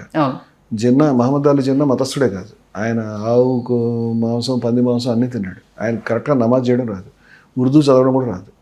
ఆయన అందరూ నమాజ్ చేస్తుంటే పెద్ద పెద్ద భారీ మీటింగ్స్లో నమాజ్ టైంలో ఈయన పక్కన సిగరెట్లు కాల్చేవాడు. అంటే హిస్టారికల్ రికార్డ్ చెప్తాను, ఆయన చరిత్ర రాశాను. అందుకని వీళ్ళు ఏంటంటే రోగ్స్ కేవలం వాడుకున్నారు. అలాగే ఇప్పుడు 1984లో ఇందిరాగాంధీ చచ్చిపోయిన తర్వాత 85లో వచ్చినటువంటి ఎన్నికల్లో బీజేపీ పార్టీకి 2 సీట్లు వచ్చినాయి. ఒక సీట్ ఇక్కడి నుంచి వచ్చింది, ఒక సీట్ నార్త్ ఇండియాలో వచ్చింది. ఇక్కడ ఎందుకు వచ్చిందంటే ఎన్టీ రామారావు గారు వేవ్ వల్ల. ఎన్టీ రామారావు గారి మీద సానుభూతి అప్పుడు ఓట్లేశారు. ఈ 2 సీట్లు కాకుండా 50-100 సీట్లు వచ్చింటే మనకి ఇంత దౌర్భాగ్యం ఉండేది కాదండి. అప్పుడు గాంధేయ సోషలిజం అనేటువంటి నినాదంతో పోటీ చేశారు. ఈ గాంధేయ సోషలిజం పనికిరాదు, 2 సీట్లు వచ్చినాయి, మన పరిస్థితి ఏంటి, మనం ఏదో ఒకటి టేకప్ చేయాలి. అప్పుడు ఈ రామజన్మభూమి టేకప్ చేసి ఈయన అద్వానీ గారు రథయాత్ర ప్రారంభించాడు. ఒక టయోటా బండిని మార్చుకుని రథయాత్ర కింద చేశాడు. ఇది రాజకీయాల్లోకి ఉపయోగించడం అనేది ప్రత్యక్షంగా మొదలుపెట్టడం అనేది. అంటే ఓన్లీ హిందువులు కాదు, శుభ్రంగా ఎంఐఎం వాళ్ళు, జమాతే ఇస్లాం వాళ్ళు అదే పని చేస్తున్నారండి. వాళ్ళు ఏమో అంతకుముందు ఏం చేయకుండా ఏం లేరు. ఇది మొదలు పెట్టడం అనేది దౌర్భాగ్యం. ఈ మొదలు పెట్టడం అయిన తర్వాత నేను మొన్న దెబ్బలు తిన్నటువంటి మీరు చెప్పిన కృష్ణుడి తలస్థానంలో మోదీ తలపెట్టడం అనేది అసలు దానికి ముందు ఇది కంటిన్యూస్ జరుగుతుంది. రెండోది నిజంగా మతాన్ని నమ్మేవాళ్ళు దీన్ని ప్రొటెస్ట్ చేస్తున్నారు. అయోధ్యలో శ్రీరామాలయ ప్రధాన పూజారి బాబా లాల్ దాస్ గారు వారిని చంపేశారు. మీకు తెలుసో లేదో నాకు తెలియదు. నేను కావాలంటే మన వీక్షకులు బొమ్మ చూపించమని చూపిస్తాను. ఆయన 1980లో ఆయన్ని కోర్టు నియమించింది. 91 ప్రాంతంలో కళ్యాణ్ సింగ్ ఆయన తొలగించాడు. ఎందుకంటే రాజకీయ నాయకులు రావద్దు, విహెచ్పి వాళ్ళు, ఆర్ఎస్ఎస్ వాళ్ళు ఇప్పటిదాకా రాముడి గుడికి రాలేదు ఆయన చెప్పాడు. పూజారి చెప్తున్నాడు, ప్రధాన పూజారి, మీరు ఏమీ దీంట్లోకి ఇన్వాల్వ్ కావద్దు, మీ కుర్చీని మీరు వేరే సాధించుకోండి, మేము దీన్ని మామూలుగా సాల్వ్ చేసుకుంటాం, పెద్ద విషయం కాదు మాకు ఇది అని ఆయన చెప్తున్నందుకు ఆయనని 91లో తొలగించారు. 93లో హత్య చేశారు. 92లో బాబ్రీ మసీద్ కూలిపోయిన ఒక 3-4 నెలలకి ఆయన్ని అయోధ్యకి కేవలం కొన్ని కిలోమీటర్ల దూరంలో పూరిగుడిసెలో ఉన్న మనిషిని తుపాకులతో కాల్చి చంపారు. అంతకుముందు ఆయన ఏం చెప్పాడంటే, ఇప్పుడు మనం వింటున్నామే ఈ మాటలు చెప్పాడు. ఏంటంటే డబ్బులు వచ్చినాయి వాడేశారు. 2 కోట్ల రూపాయలు జర్మనీ నుంచి వచ్చాయి, టాటా ఇచ్చాడు, బిర్లా ఇచ్చాడు, దాల్మియా ఇచ్చాడు, బంగారెటలు వచ్చినాయి, వెండిటలు వచ్చినాయి. ఇప్పుడు కాదు, 89లో చెప్పాడు. 89కి ఇవాళకి మధ్య ఉన్నటువంటిది సుమారు 4 దశాబ్దాలు, 3.5 దశాబ్దాలు. ఈ 3.5 దశాబ్దాల పీరియడ్లో ఈ వసూళ్లు జరిగినాయి. అదే కాకుండా వీటిని రాజకీయాలకు వాడుతున్నారు అన్నాడు. ఓకే, వారు చెప్పారు, బాబా జ్ఞానదాస్ గారు చెప్పారు. అసలు అయోధ్య ఆలయం గురించి కొట్లాడినటువంటి ప్రధానమైనటువంటి శక్తి నిర్మోహి అక్కడ విహెచ్పి కాదు, ఆర్ఎస్ఎస్ కాదు, బీజేపీ కాదు. వీళ్ళు రాజకీయాలకు వాడుకున్నారు దీన్ని. కొట్లాడిన వాళ్ళు నిర్మోహి అక్కడ. మీరు జడ్జిమెంట్లు చూస్తే హైకోర్టు జడ్జిమెంట్ 2010లో వచ్చినటువంటి జడ్జిమెంట్లో ఆ వివాదాస్పదాన్ని 3 భాగాలు చేసి ఒక భాగాన్ని నిర్మోహి అఖాడాకి, ఒక భాగాన్ని రామ్లల్లాకి, మరొక భాగాన్ని ముస్లిం వక్ఫ్ బోర్డుకి ఇచ్చారండి. నిర్మోహి అఖాడా ఇంపార్టెన్స్ చెప్పడానికి చెప్తున్నాను నేను. 2019 జడ్జిమెంట్, సుప్రీంకోర్టు జడ్జిమెంట్లో దీన్ని మార్చి మొత్తం ల్యాండ్ రామ్లల్లాకి, ముస్లింలకు 5 ఎకరాలు రెట్టింపు ల్యాండ్ వేరేగా ఇవ్వమని చెప్పారు. కానీ దీంట్లో నిర్మోహి అఖాడా పేరు లేదు. ఎందుకు లేదు అంటే వాళ్ళు వేసినటువంటి పిటిషన్ టైం బార్డ్, అంటే అది సకాలంలో వేసుకోలేదు వ్యాజ్యాన్ని. వాళ్ళు టైంకి వేసుంటే కనుక అది ఉండేది. టెక్నికల్ రీజన్స్ వల్ల పక్కన పెట్టారు తప్పితే జ్యుడిషియల్ రీజన్స్ వల్ల కాదు. అందుకని నిర్మోహి అఖాడా ప్రాధాన్యత తెలుసు కాబట్టి వాళ్ళని ఈ ట్రస్ట్లో ప్రధానంగా పెట్టమని చెప్పారు. ఆ నిర్మోహి అఖాడా మొట్టమొదటి రోజు నుంచి, అంటే నిర్మోహి అఖాడా ఇంపార్టెన్స్ చెప్పడానికి చెప్పాను ఇదంతా. నిర్మోహి అఖాడా మొట్టమొదటి రోజు నుంచి రాజకీయాలు చేయొద్దు అని చెప్తాను నేను. 10 సంవత్సరాల క్రితం 2017లో నిర్మోహి అఖాడాకి సంబంధించినటువంటి స్పోక్స్ పర్సన్ సంత్ సీతారాం దాస్ గారు ప్రెస్ మీట్ పెట్టి వారు ఏం చెప్పారంటే 1400 కోట్ల రూపాయల నిధులు దుర్వినియోగమైనాయి, రాజకీయాల్లో వాడుతున్నారు అని చెప్పారు. మొన్న అయోధ్య ఆలయాన్ని నేను ఏదో టీవీ డిస్కషన్లో కూర్చుంటే ఒక బీజేపీ నాయకులు ఏమన్నారంటే, మీరు అనవసరంగా ఎక్కువ మాట్లాడుతున్నారండి, వాస్తవంగా అసలు గుడి కంప్లీట్ అవ్వలేదు ఇప్పటిదాకా, నిర్మాణమే కాలేదు, మీరు ఎందుకు ఇంత నిధుల గురించి మాట్లాడుతున్నారండి. ఎస్ టేకెన్, యాక్సెప్ట్ చేస్తున్నా. మరి నిర్మాణం పూర్తిగా ఆలయాన్ని ఎందుకు ప్రారంభించారు? 2024 జనవరిలో ప్రారంభించారు. ఎందుకు ప్రారంభించారు ఆయన దగ్గర జవాబు లేదు, నా దగ్గర ఉంది. 2024 ఏప్రిల్లో ఎన్నికలు వస్తున్నాయి కాబట్టి 2024 జనవరిలో ఆలయాన్ని హడావుడిగా ప్రారంభించారు. ఇప్పుడేమో లీక్ అవుతోందని చెప్తున్నారు, నిర్మాణం పూర్తి కాలేదు. ఆ రోజు 4 శంకరాచార్యులు దీన్ని వద్దు, 4 వద్దు మేము రాము, ఒకళ్ళిద్దరు అయితే రాజకీయమైనటువంటి ప్రమేయం ఉంది, నిర్మాణం పూర్తిగా ఆలయం హిందూ సాంప్రదాయం విరుద్ధం అని చెప్పారు. వాళ్ళతో ఏ సంబంధం లేదు, డైరెక్ట్గా మోదీ గారు ప్రారంభించారు, భాగవత్ గారు వెళ్ళి కూర్చున్నారు. They want to get mileage. దీన్ని నిర్మోహి అక్కడ అబ్జెక్ట్ చేసింది, అంటే ఎవరు మెయిన్ పార్టీని వాళ్ళు అబ్జెక్ట్ చేస్తున్నారు. ఇది ప్రజల దృష్టిలో లేవు ఈ విషయాలన్నీ కూడా. అంటే మతస్థులు కన్సిస్టెంట్గా మతపరమైన విలువల గురించి కొట్లాడుతున్నారు, రాజకీయాలకు వాడుకుందామని వాడుకుంటున్నారు. ఈ రాజకీయ జోక్యాన్ని పక్కన పట్టగలిగితే మతం బయటపడిపోతుంది. ఓకే, అంటే ఇస్లాంలో కూడా ఉంది సమస్య. ఇస్లాంలో కూడా మతపరంగా రాజకీయమైనటువంటి జోక్యంతో వాడుకోవడం అనేది మనకి ఔరంగాబాద్లో ఈ మౌదూదీ అనేటువంటి దుష్టుడు, ఆయన పాకిస్తాన్ ఎండిపోయిన తర్వాత ఆయన స్థాపించిన జమాతా ఇస్లామీ మోస్ట్ డేంజరస్ పార్టీ. నేను పుస్తకాలు రాశాను, మాట్లాడిన సభల్లో ప్రతిఘటన ఎదుర్కొన్నాను చెప్తున్నాను, అక్కడ కూడా అదే సమస్య. నాకు మీరు చెప్పిందంటూ 2 ప్రశ్నలు. చెప్పండి. పురాణాలకు సంబంధించి కల్పితాలు అనేసని ఒక మాట అన్నారు, కానీ ఆ కల్పితాలను ససాక్ష్యాలతో మన ద్వారకలో కృష్ణుడి మన మాటల మధ్యలో కొన్ని కల్పితాలు అని చెప్పేసి అన్నారు. ద్వారకలో కృష్ణుడి ఆలయం ఉంది, సముద్ర గర్భంలో ఇప్పటికీ నిలువెత్తు సాక్ష్యం ఉంది అనేసి అని. శ్రీలంకలో రామసేతు గురించి అనేక రకాల వస్తే అంటే మీరు చెప్పిన 2కి సభ చెప్తాను. పురాణాలు ఒకవేళ నిజాలైతే నేను ఆనందిస్తాను, నాకేం తగదలేదు వాటితో. అంటే పురాణాలు నిజం కాకూడదని నేను కోరుకోవట్లేదు. పురాణాలు నిజం కావని చెప్పడానికి సత్యాన్ని, ఇప్పుడు వేదంలో అవి లేవు అంటే వేదాల తర్వాతవి అని, అంటే వాటి టైం పీరియడ్ చెప్తున్నాను నేను. తర్వాత వచ్చినాయి అష్టాదశ పురాణాలు, ఇతిహాసాలు తర్వాతే వచ్చినాయి. వీటిలో మీరు చెప్పినటువంటి అయోధ్యకి సేతు ఉన్నట్టుగా, మానవ నిర్మితమైన సేతు ఉన్నట్టుగా ఇప్పటిదాకా రుజువు లేదు. కోరల్ రీఫ్స్ అంటాం, మీకు ప్రధానమైనటువంటి భూభాగానికి ఐలాండ్కి మధ్య ఉండే కోరల్ రీఫ్స్ ప్రపంచంలో అన్ని ఐలాండ్స్కి మధ్య ఉన్నాయండి, అన్ని చోట్ల ఉన్నాయి. అవి మీకు మ్యాన్మేడ్ స్ట్రక్చర్ అయినప్పుడే ఒక వారధి కట్టిన రుజువు వస్తుంది, అప్పటిదాకా రాలేదు. దాన్ని రుజువు చేయొచ్చు ప్రభుత్వం, నేను కూడా సంతోషపడతాను, చేయలేదు. మీరు చెప్పిన ద్వారక కూడా ఆ కింద ఉన్నటువంటి స్ట్రక్చర్స్ మీరు చెప్పినటువంటి అవి ఇండస్ సివిలైజేషన్కి సంబంధించిన స్ట్రక్చర్సా లేకపోతే నిజంగా కృష్ణుడు అనేది ఇప్పటిదాకా ఏ రుజువు లేదు దానికి సంబంధించి. కిందకి వెళ్ళి ఆయన మోదీ గారు ఓ నెమల పెన్షన్ తీసుకెళ్ళి పెట్టొచ్చాను అన్నాడు. 14 సంవత్సరాల నుంచి 12 ఏళ్ళ నుంచి ఆయన పరిపాలిస్తుంది. ఆయన కనుక దీన్ని రుజువు చేయగలిగితే ఆనందిస్తాను. ఇంకెంతకంటే టైం ఎవరిస్తారు? ఇప్పటిదాకా దానికి సంబంధించి అంటే ఆర్కియలాజికల్ ఎవిడెన్స్ అంటే ఏమీ లేదండి. కింద ఉన్న స్ట్రక్చర్స్ ఇండస్ సివిలైజేషన్ అని చెప్పడానికి ఎక్కువ ఆధారాలు ఉన్నాయి. ఇండస్ సివిలైజేషన్ చాలా విస్తారమైంది, దానికి మన మతంతో సంబంధం లేదు. అది ఎలా మాయమైంది ఎవరికి తెలియదు, అసలు మన ప్రాచీనమైంది అది. వేదానికి పురాణానికి ఆర్కియాలజికల్ ఎవిడెన్స్ చాలా తక్కువ, లేదు దాదాపుగా. ఇండస్ సివిలైజేషన్ ఆర్కియాలజికల్ ఎవిడెన్స్ దానికి పుస్తకాలు లేవు. అంటే మన దగ్గర పుస్తకాలు ఉన్నాయి, ఆర్కియాలజీ లేదు. ఆర్కియాలజీ ఉంది, పుస్తకాలు లేవు. ఈ రెండు అంటే భారతదేశ చరిత్రలో ఇలాంటి చిక్కు ప్రశ్నలు ఉన్నాయి. ఇవి మనం మెంగలేక వాటిని ఏం చేయాలో తెలియక బాధపడుతున్నాం. అంటే ఇండస్ సివిలైజేషన్కి వేదానికి సంబంధం లేదని ఆల్మోస్ట్ ప్రూవెన్ అది. దాన్ని ఎవరు ధ్వంసం చేయలేదు, అది కూడా ప్రూవెన్. ఇవన్నీ మనం ఎటు వెళ్తాం, చాలా లోతైన చర్చ జరుగుతుంది దాని మీద. అంటే పురాణాలు సావర్కర్ గారు చెప్పాడు, జూట్కా పులిందా అన్నాడు, అంటే అబద్ధాల కట్టలు అని. ఆయన చెప్పిన మాట, నేను చెప్పిన మాట కాదు. నేనేం చెప్తాను, పురాణాలు ప్రూవ్ అయితే I feel happy, but I don't think it is possible. ఎందుకంటే వేదకాలము, ఉపనిషత్ కాలము, అంటే వేదంలో ఉన్నటువంటి ప్రస్తావన, వేదం అనేది మనకు తక్కువ ప్రక్షిప్తాలు ఉంది అట్లీస్ట్, పురాణాలు అయితే ప్రక్షిప్తాలమయం. వేదాల ప్రస్తావన పురాణంలో ఉంది, పురాణం ప్రస్తావన వేదంలో లేదు. అందువల్ల వేదం మొదటిది, పురాణం తర్వాతది. అంటే వీటి టైం పీరియడ్స్ మీద దాదాపుగా ఒక లెక్కలు ఉన్నాయండి. సాంప్రదాయక లెక్కలో నేను వెళ్ళను. వేదం అనేది 2000, 3000, 4000, 5000 ఇట్ డజంట్ మ్యాటర్. ఉపనిషత్తు ఎప్పటిది డజంట్ మ్యాటర్. అసలు ఏది ఎప్పటికి సిక్కుల మతం అన్నిటికంటే కొత్తది, 500 ఏళ్ళు గురుగ్రంథ సాహిబ్. నాకు చాలా అద్భుతం అనిపిస్తుంది. అంటే మీకు ఇది ఏది ఎప్పుడు ఇంపార్టెంట్ కదా. పురాణం ఇచ్చేవని అసాధు సర్వం అని కాళిదాస్ అన్నాడు. పాతమైనంత మాత్రాన గొప్పవి కాదు, కొత్తమైనంత మాత్రాన పక్కన పెట్టాల్సినవి కాదని కాళిదాస్ చెప్పాడు. ఆశ్చర్యం.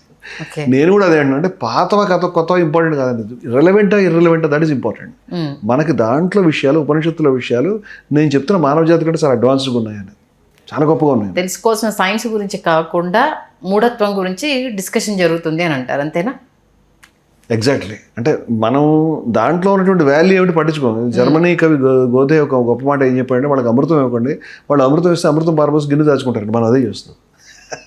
మనం దాంట్లో ఉండే గ్రేటెస్ట్ ట్రూత్స్ని వాల్యూస్ని పక్కన పెట్టి ఇది ఎప్పటిది, ఇది ముందుదా, నాకంటే ముందుదా, నీకంటే ముందు అని కొట్లాట్లో ఉన్నాం. అసలు దాంట్లో ఏం చెప్పారో తెలుసుకోవడానికి ప్రయత్నం చేయొచ్చు కదా. ప్రపంచం మొత్తం మీద ఎవడన్నా చెప్పగలండి తత్వమసి అనే మాటని? ఎవడని చెప్పగలరా? ప్రపంచంలో ఏ మతం అయినా చెప్పగలదా? అహం బ్రహ్మస్మీతి అనే మాట ఎవడని చెప్పగలుగుతాడు? ఎంత గొప్ప మాట్లాడేవన్నీ. అంటే అంత హైట్స్కి మనం వెళ్ళామనేది మనం వెనక్కి చూసుకుంటే త్వం స్త్రీ త్వం పుమానసి త్వం కుమారవత్వా కుమారుడు, నువ్వు స్త్రీవి, నువ్వు పురుషుడివి, నువ్వు కుమారుడివి, కుమారివి, ఏం మాట్లాడినవన్నీ కూడా. త్వం జీర్ణోదండేన వంచేసి నువ్వు ఇలాగా ఊగిపోతూ నడుస్తున్నటువంటి ముస్లింవాడివి. ఉన్నవి అవన్నీ హిందుత్వంలోనే కదా ఉన్నవి. ఆ హిందుత్వంలో ఉన్న గొప్పతనాన్నే కదా ఇప్పుడు చెప్తూ ఉంటే ఎందుకు రిసీవ్ చేసుకోవట్లేదు అనేదే కదా ప్రశ్న. హిందుత్వం అనేటువంటిది దాని ఎగ్జాక్ట్ అర్థం హిందూ మతం అని. ఆ శబ్దం మీరు వాడకండి అని అడ్వైస్. హిందూ మతం అని వాడండి, హిందూ ధర్మం అని వాడండి. హిందుత్వం తేడా ఏంటి? చాలా తేడా ఉంది. హిందుత్వం అనేటువంటిది ఇంగ్లీష్లో దాన్ని హిందూ మతోన్మాదాన్ని చెప్పడానికి ఇస్లామిస్ట్ అన్నారు అనుకోండి. ఇస్లామిస్ట్ అంటే ఇస్లాం మతోన్మాదని, అంతేగాని ఇస్లాం మతాన్ని పాటించేయడం కాదు అర్థం. అంటే చాలామంది తెలుగులో వాడేస్తున్నారు హిందుత్వం హిందుత్వం హిందుత్వం అని. హిందుత్వం మీన్స్ అది వేరు. అంటే హిందూ ధర్మం, హిందూ మతం, సనాతన ధర్మం నేను అవే వాడతాను. మతోన్మాదం కూడా హిందుత్వం వాడిన, అది అర్థం కాదు, అందుకని హిందూ మతోన్మాదం అని వాడతాను. నేనేమంటున్నానంటే అవన్నీ చాలా గొప్ప విషయాలు మనకు ఉన్నాయండి. అంటే ఇవన్నీ ఒక ఫ్రేమ్లో లేవు. నేనేమంటున్నానంటే వాటిని మనం ఎక్కడ పాటిస్తున్నాం? అవి అందరం ఉపనిషత్తుల్లో ఉన్నటువంటి సత్యాలు మానవాళ్ళందరికీ చెందుతాయండి. అందరికీ తీసుకోవాల్సిందే. అలాగే వాళ్ళ శర్మనంది మౌంట్ మేబీ దాని తర్వాత వచ్చి ఉండొచ్చు, అది వాల్యూబులే. బుద్ధుడు ఆర్య సత్యాలు అవి కూడా క్రీస్తు పూర్వం 2,500 అవే ముందర చాలామంది చెప్తున్నారు, నేను అనుకోను. అవి చాలా గొప్పవి. అలాగే జైనుల యొక్క సప్తభంగివాదం అద్భుతం అండి, అనేకవంతవాదం అండి. అన్ని మతాల గొప్ప విషయాలని తీసుకోవచ్చు. మనకి ఏమైంది అంటే అది అక్కడున్న తేడా ఏముంది? నాది నీది అనే ఉందండి. అయం నిజ పరోవేతి గణనా లఘు చదస, ఇది నాది, ఇది వేరే వాడిది అనుకోవడం అనేది లో లెవెల్ థింకింగ్ అని మనకు పూర్వం మాట ఉంది. ఉదార చరితానంతో వసుదై కుటుంబకం, ప్రపంచం అంతా ఒకటే కుటుంబంగా ఆలోచించాలి మనం అని. అందుచేత ఉపనిషత్తు నాదా నీదా అని కాదు. నేను నార్వే దేశంలో పుట్టినా కూడా ఉపనిషత్తుకి ఆకర్షితున్నాను. అద్భుతం అది నాకు తెలిసి. అందుచేత ఉపనిషత్తు మానవాళ్ళందరికీ ఆస్తి. అది మతాన్ని దాటింది. అది హిందూ మతంలోదే అని చెప్పడం ద్వారా దాన్ని తగ్గించాలని నేను అనుకోవట్లేదు. అది ఏ మతం లేదు, మతాలను దాచిపోయి ఎక్కడో ఉంది అది. మామూలుగా ఇప్పుడు ఈ మధ్యకాలంలో అదర్ కంట్రీస్ వాళ్ళు మన సనాతన ధర్మం గొప్పతనము, మన ఉపనిషత్తులు, పురాణాలు, మన ఆదిశంకరాచార్యులు రాసిన అనేక మంత్రాలు కావచ్చు, లేకపోతే అంటే పొద్దున్న లేస్తే మనం వినే విష్ణు సహస్రనామ స్తోత్రం కావచ్చు, అమ్మవార్లవి కావచ్చు, ప్రతి శబ్దానికి సంబంధించి వాళ్ళు ఇన్డెప్త్ తెలుసుకొని మన మతాల్ని వాళ్ళు ఆచరిస్తుంటే మనలో మనము మన మతాల్ని కించపరుచుకుంటున్నాము అంటూ చాలామంది పీఠాధిపతులు చాలా స్ట్రాంగ్గా వినిపిస్తున్నమాట. వేరే వాళ్ళు వచ్చి స్పష్టమైన ఉచ్చారణతో మన మంత్రాలు జపిస్తున్నారు అంటే దాంట్లో మర్మం లేకుండానే వాళ్ళు జపిస్తున్నారా? విదేశీయులు మెచ్చుకున్నది మాత్రాన మనం గొప్పదని ఎందుకంటే విదేశీయులు ఏం ప్రమాణం మనకి? విదేశీయులు అందరికీ ఇప్పుడు మెచ్చుకుంటున్న వాళ్ళు ఎక్కడన్నా 100 మంది ఉన్నా కోట్ల మంది క్రిస్టియానిటీ ఫాలో అవుతున్నారు. అంత మాత్రం నేను దాన్ని గొప్పని ఎందుకంటే విదేశీయులు నాకు ప్రమాణం కాదు, స్వదేశీయులు ప్రమాణం కాదు, నాకు నా బుద్ధే ప్రమాణం. నా వరకు నేనేమంటానంటే మన మతంలో దేని పట్ల ఆకర్షితులు అంటే ఇవాళ ఆకర్షితులు కాదండి. స్వామి వివేకానందుడు చికాగో స్పీచ్ పెట్టినప్పుడు వాళ్ళు చాలా షాక్లోకి వెళ్ళిపోయారు. ఆశ్చర్యం, అద్భుతం. ఈయన దేశానికి మనం పంపించడం అంటే వీళ్ళే మనకు మిషనరీలు పంపించాలనే దాకా వచ్చారు. ఆయన వేదాంతం మాట్లాడాడు. అలాగే విష్ణు సహస్రనామ మంత్రాలు, ఇవి పురాణాలు. వీటిలో ఎవరు దేనికి ఆకర్షితులు అవుతున్నారంటే మనకి వాళ్ళు ఎంతమంది ఆకర్షితులు అవుతున్నారు అంతమంది ఎక్కువ మంది ఇక్కడి నుంచి కన్వర్ట్ కూడా అవుతున్నారు. వాళ్ళే చాలామంది కన్వర్ట్ అవుతున్నారు కాబట్టి క్రిస్టియానిటీ గొప్పదంటే ఐ డోంట్ యాక్సెప్ట్. అంటే ఎవరు convert, that is not at all question. నేను ఏమన్నానంటే మనం ఒకసారి మన మతాలని సిద్ధాంతాలు తెలుసుకుందాం.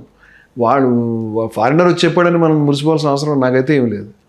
ఫారినర్ చాలా విషయాలకి మోసపోతాడు, అంత మాత్రం నేను ఫారినర్ గొప్పవాడు అనుకోను. నేనేమంటున్నానంటే నా ధర్మంలో నాకు ఉపనిషత్తు అద్భుతంగా అనిపించింది, మరొకటి అద్భుతంగా అనిపించలేదు, శంభుకవాదం అద్భుతంగా అనిపించలేదు, లేదా ఇంకోటి ఏదో గొప్పగా అనిపించింది, మరేదో గొప్పగా అనిపించలేదు. అంటే ఈ విచక్షణ మనం ఉపయోగించుకుని తెలుసుకోవాలి. అక్కడ పనికొచ్చి తీసుకోవాలి. నేను నష్టం వచ్చింది. ఓకే, ఇప్పుడున్న ఈ జెన్జీ జనరేషన్లో తల్లిదండ్రులకు సంబంధించి అంటే ఒకప్పుడు మా జనరేషన్ అంటే 80s 90sలో ఉన్న పిల్లలకు మతం కావచ్చు, ధర్మం కావచ్చు, అందరికీ ఒకే విధంగా ఉండేవి. అంటే వాళ్ళు మనల్ని గౌరవించేది, మేము వాళ్ళని గౌరవించేది. మీరు అన్నట్టుగా పిరిల పండుగకి మేము వాళ్ళ ఇంటికి వెళ్ళేది. మా ఇంట్లో ఉగాది అయితే ఆ ఉగాది పచ్చడికి ముస్లిమ్స్ మా ఇంటికి వచ్చేవాళ్ళు, క్రిస్టియన్స్తో వాళ్ళు చర్చికి మేము వెళ్ళేది, వాళ్ళు మా గుడికి వచ్చేది. వెళ్ళకూడదు అన్న ఆ గీటురాయి కానీ ఎక్కడ మేము చూడలేదు. మా స్కూల్ డేస్లో అయితే మేము అక్కడ చూడలేదు. బట్ ఇప్పుడు వచ్చిన సిచ్యువేషన్ ఏంటంటే నిజంగా ఇప్పుడు చుట్టుపక్కల క్రిస్టియన్స్ ఉన్న ప్రసాదం తీసుకెళ్ళిస్తే మా దేవుడు తినొద్దన్నాడు, రాయిని మొక్కద్దన్నాడు అంటూ కొన్ని పిచ్చి వాదనలు. ఏంటిది ఇది సరే ప్రసాదంలా కాదు, అన్నంలా తినమన్నా కూడా లేదు లేదు అట్లా తింటాము, మీరు దేవుడి దగ్గర పెట్టి ఇచ్చారు కదా ఎలా తింటాము అనేసి అని అంటే, మరి ఈ మూర్ఖత్వాన్ని గురించి నేను ఎవరితో ఒకసారి ఈ మాట అన్నాను, ప్రసాదం తిన్నాం అంటే ప్రసాదం అంటే దేవుడు తిని మనకి వదిలిపెట్టింది అనే అభిప్రాయం ఉంది కదా. నాకు తెలియదు దేవుడు తినట్లేదు, నేనైతే చూడలేదు. మీకు గట్టి నమ్మకం ఉంది మా దేవుడి మీద మాకంటే ఎక్కువ అని నేను అన్నాను. అంతే కదా, మా దేవుడు ఉన్నాడని ఆయన తిన్నాడని కూడా మీరు నమ్ముతున్నారు, కంగ్రాట్స్ అని నేను చెప్పాను. ఆశ్చర్యపడు, మీరు చెప్పింది దానికి అర్థం అదే వస్తుంది అని. ఇంకొక ఆయన ఏమన్నా అంటే అసలు రాళ్ళకి విగ్రహాలకి రాతి విగ్రహాలకి అర్పించిందని మేము తినమని. మీకు తెలుసో తెలియదు, మేము రాతి విగ్రహాలకి అర్పించట్లేదు, రాతి విగ్రహంలో ఉన్నటువంటి దైవానికి అర్పిస్తున్నాము. ఆంజనేయుడికి అర్పిస్తున్నాడు, రాముడికి అర్పిస్తున్నాడు, కానీ ఆ ఆంజనేయుడు యొక్క విగ్రహానికి కాదు, ఆంజనేయుడు అనే దైవానికి అర్పిస్తున్నాడు. అది తెలుసుకోండి ఫస్ట్ మీరని చెప్పాను నేను.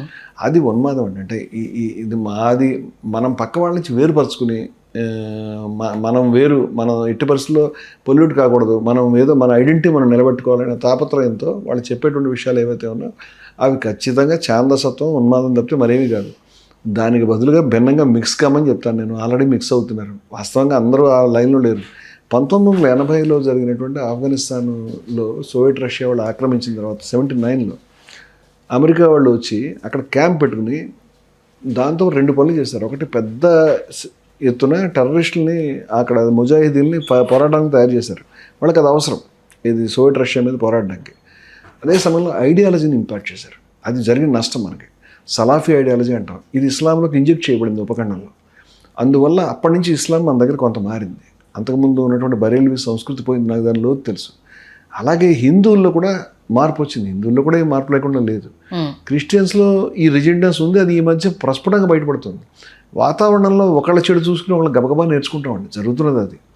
3 చోట్ల ఒకసారి మెల్లమెల్లగా తగ్గాలి తప్పితే ఎవరో ఒక్కళ్ళంతా మంచివాళ్ళు అయిపోయి మిగతా వాళ్ళంతా చెడ్డగా ఉండడం పాసిబుల్ కాదు. ముస్లిమ్స్తో కూడా మనం అదే చెప్తున్నాం. మీరు 15 నిమిషాల్లో చంపేస్తానని ఆయన నాయకుడు ఎవడు చెప్పాడు కదా, టైం ఇస్తే చంపేస్తాను.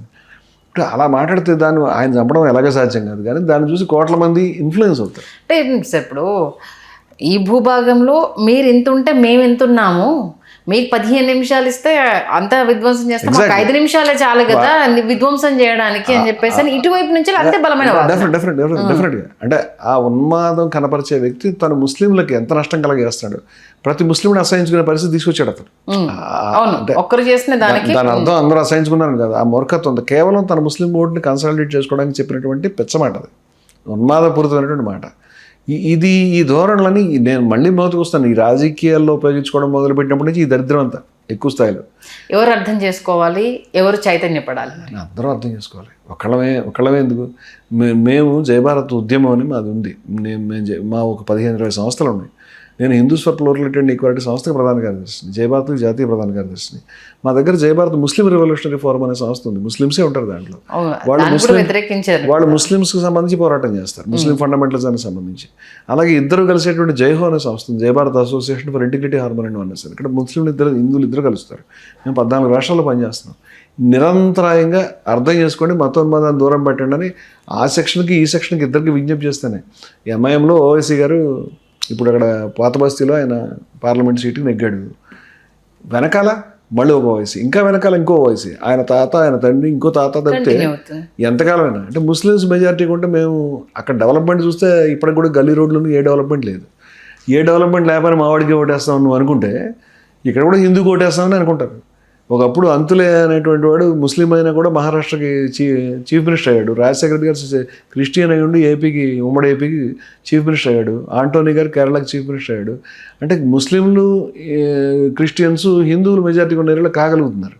ఇప్పుడు కాలేని పరిస్థితి మిమ్మల్ని చూసి మేము ఇమిటేట్ చేసే పరిస్థితి. అంటే మీరు ఎప్పటికీ మావాడికే అని ఓట్లు వేస్తానంటే హిందువులు కూడా అదే పని చేస్తారు. తప్పు మీరు చేసేదని చెప్తున్నాను నేను. మీరు చెప్పిన దానికి సంబంధించి మావాడికే ఓటేయాలి, అంటే వాళ్ళకి కష్టం వచ్చిందన్న వాళ్ళ వైపు ఒకరు వేలెత్తి చూపించారన్న ముస్లింలు ఏకతాటిపైకి వస్తారు. మన హిందువులలో మనకి ఐక్యత లేకపోవడం వల్ల పరాయి వాడు రెచ్చిపోతున్నాడు అనేసి అన్న వాదన ఎప్పుడు బలంగా వినిపిస్తూ ఉంటారు. దీన్ని మీ ముందు పెడితే ఏమంటారు? నేనేమిటంటే మైనారిటీ మనస్తత్వం అనేది ఒకటి ఉంటుందండి. నేను ఇప్పుడు మెడ్రాసులో చదువుకున్నాను ఒక 1-2 ఏళ్ళు. ఆ పీరియడ్లో తెలుగు వాళ్ళు ఎవరున్నారో వెతుక్కున్నాను. తెలుగు వాళ్ళతో మాట్లాడడం, తెలుగు వాళ్ళని ప్రేమించడం, కొంత ముస్లింలని చికాకు పడడం, లేకపోతే ద్వేషించడం అనేది పెద్ద మాట అనుకోండి. ఇట్లాంటి మనసు, దీన్ని మైనారిటీ సైక్ అంటాం. మన వాళ్ళు ఎవరో ఎత్తుక్కోవడం అది. కన్నడ వాళ్ళు ఎంతమంది ఉన్నారో ఇక్కడ హైదరాబాద్లో, వాళ్ళు అంతా ఫ్రెండ్షిప్ చేస్తారు. కానీ వాళ్ళే బెంగళూరులో కలుసుకుంటే మొహాలు చూసుకోరు. ఓకే. అండ్ అమెరికాలో మనం వెళ్ళాం అనుకోండి, మన వాళ్ళు ఎవరున్నారో వెతుకుతారు. ఇది జనరల్గా జరిగేది. ఇక్కడ వచ్చినప్పుడు మనం పట్టించుకో. వాళ్ళ మైనారిటీ సైక్ అనేది ఒకటి ఉంటుంది. దాన్ని అక్కడ దాకా కొంత లిమిటేషన్లు నేను యాక్సెప్ట్ చేస్తాను దాన్ని. కానీ వాళ్ళు అసలు మన వాళ్ళే, వాళ్ళ మనిషే కాదు, వాడు కాఫీర్, వాడు నరకానికి పోతాడు, దుర్మార్గుడు, వాడిని అసలు ముట్టుకోకూడదు, స్నేహం చేయకూడదు అనేది ఖచ్చితంగా ఉన్మాదం. అది అంటే ఇటువంటి అసహన ధోరణి ఖచ్చితంగా ఇస్లాంలో ఉందండి. ఇప్పుడు మన కులం అనేది హిందూ మతంలో ఉంది, దాని క్యాన్సర్ అది. ఆ కులాన్ని నిర్మూలించకపోతే మన హిందువులు బాగుపడలేము. వాళ్ళకు కూడా ఇంటాలరెన్స్ ఉంది, వాళ్ళకు కూడా సమస్యలు ఉన్నాయి. అంచేది ఇంటాలరెన్స్ని మీద ఫైట్ చేయమని ముస్లిమ్స్తో ఖచ్చితంగా మొహమాటం లేకుండా చెప్తాను నేను. అలాగే క్రిస్టియన్స్ కూడా వాళ్ళకు ఉన్నటువంటి ఛాందసత్వం, మీరు ఇందాక ప్రసాదం గురించి చెప్పారు, బొట్టు పెట్టుకోకూడదు, ప్రసాదం చేయకూడదు, విగ్రహాలు తీసుకెళ్ళి బయటపడేయాలి, లేకపోతే వినకూడదు, లేకపోతే తులసి మొక్కకు నీళ్లు కూడా పోయకూడదు అనే పిచ్చోళ్ళని చూశాను నేను. చాలా చూసాము. ఇలాంటి ధోరణులు అనేటువంటిది వాస్తవంగా ఏంటంటే ఇవి ఇంపాక్ట్ చేస్తున్నారు. వీటిని కౌంటర్ చేయటము, పబ్లిక్కి ఇది తప్పు అని చెప్పగలిగితే, నాకు తెలిసి ఈ పనులు చేసేవాళ్ళు 2% ఉన్నారు అన్ని మతాల్లో. 98% మనం మాట్లాడితే వినేవాళ్ళే ఉంటారు. మేము మాట్లాడుతుంటే వినేవాళ్ళు ఉంటున్నారు. చాలా సంవత్సరాలు అవుతుంది కదా ఇప్పుడు. ఆల్మోస్ట్ ఆల్ నాకు తెలిసి ఒక 30 సంవత్సరాల నుంచి మీరు ఈ పోరాటం చేస్తున్నారు. ఆల్మోస్ట్ ఆల్ మీకు తెలిసిన దాన్ని హై స్కూల్లో చదువుకున్నప్పటి నుంచి చేస్తున్నానండి. 40-50 సంవత్సరాల నుంచి చేస్తున్నాను. ఈ సంస్థలు ఇప్పుడు వచ్చినాయి. బాబ్రీ మసీద్ కూలిపోయినప్పుడు నేను లక్షల సంతకాలు పెట్టించాను. ఎందుకని ఆ రేంజ్ లో ఇంపాక్ట్ అనేది జనాల్లో తీసుకురాలేకపోయారంటే ఏం చెప్తారు? ఆ విప్లవం అనేది తీసుకురాలేదంటే నేనేమంటానంటే ఇది సమస్య ఇప్పుడు కొన్ని వేల సంవత్సరాల, వందల సంవత్సరాల సమస్యలు ఇవన్నీ ఒకరోజు సమస్యలు కాదు. కులం అనేది ఉంది వేల సంవత్సరాల నుంచి. మత విద్వేషం అనేటువంటిది హిందూ ముస్లిమ్స్ ఇక్కడికి వచ్చినప్పటి నుంచి ఉంది, లేకుండా ఏం లేదు. ఆర్ఎస్ఎస్ 100 ఏళ్ళు అయింది పెట్టి. నేను ఆర్ఎస్ఎస్ కంటే కూడా ఈ కమ్యూనలిస్ట్ ఐడియాలజీ చాలా పాతది. జమాతే ఇస్లామీ కంటే పాతది. మనం ఒకళ్ళొకళ్ళు ద్వేషించుకోవడం, ఫ్రెండ్షిప్ కూడా కొత్తది. గాంధీ గారు గఫర్ ఖాన్ చాలా సిన్సియర్స్ అండి, చాలా కష్టపడి పనిచేశారు. కానీ వాళ్ళు సాధించలేదు. గాంధీ గారు చచ్చిపోయాడు, గఫర్ ఖాన్ జైలుకు పోయాడు, 18 ఏళ్ళు జైల్లో ఉన్నాడు ఆయన. అలాగే ఇంతకంటే పెద్దవాళ్ళు చేయలేకపోయారు. అంటే మనం వెంటనే మనకు ఫలితం వచ్చేయాలనే ఉద్దేశంతో చేస్తే వచ్చేసేటువంటిది కాదు. నేను ఏ పనైనా ఫలితం గురించి చేయను. నిష్కామ కర్మ హిందూ మతంలో ప్రధానమైనటువంటి విలువ, నాకు చాలా నచ్చింది అది.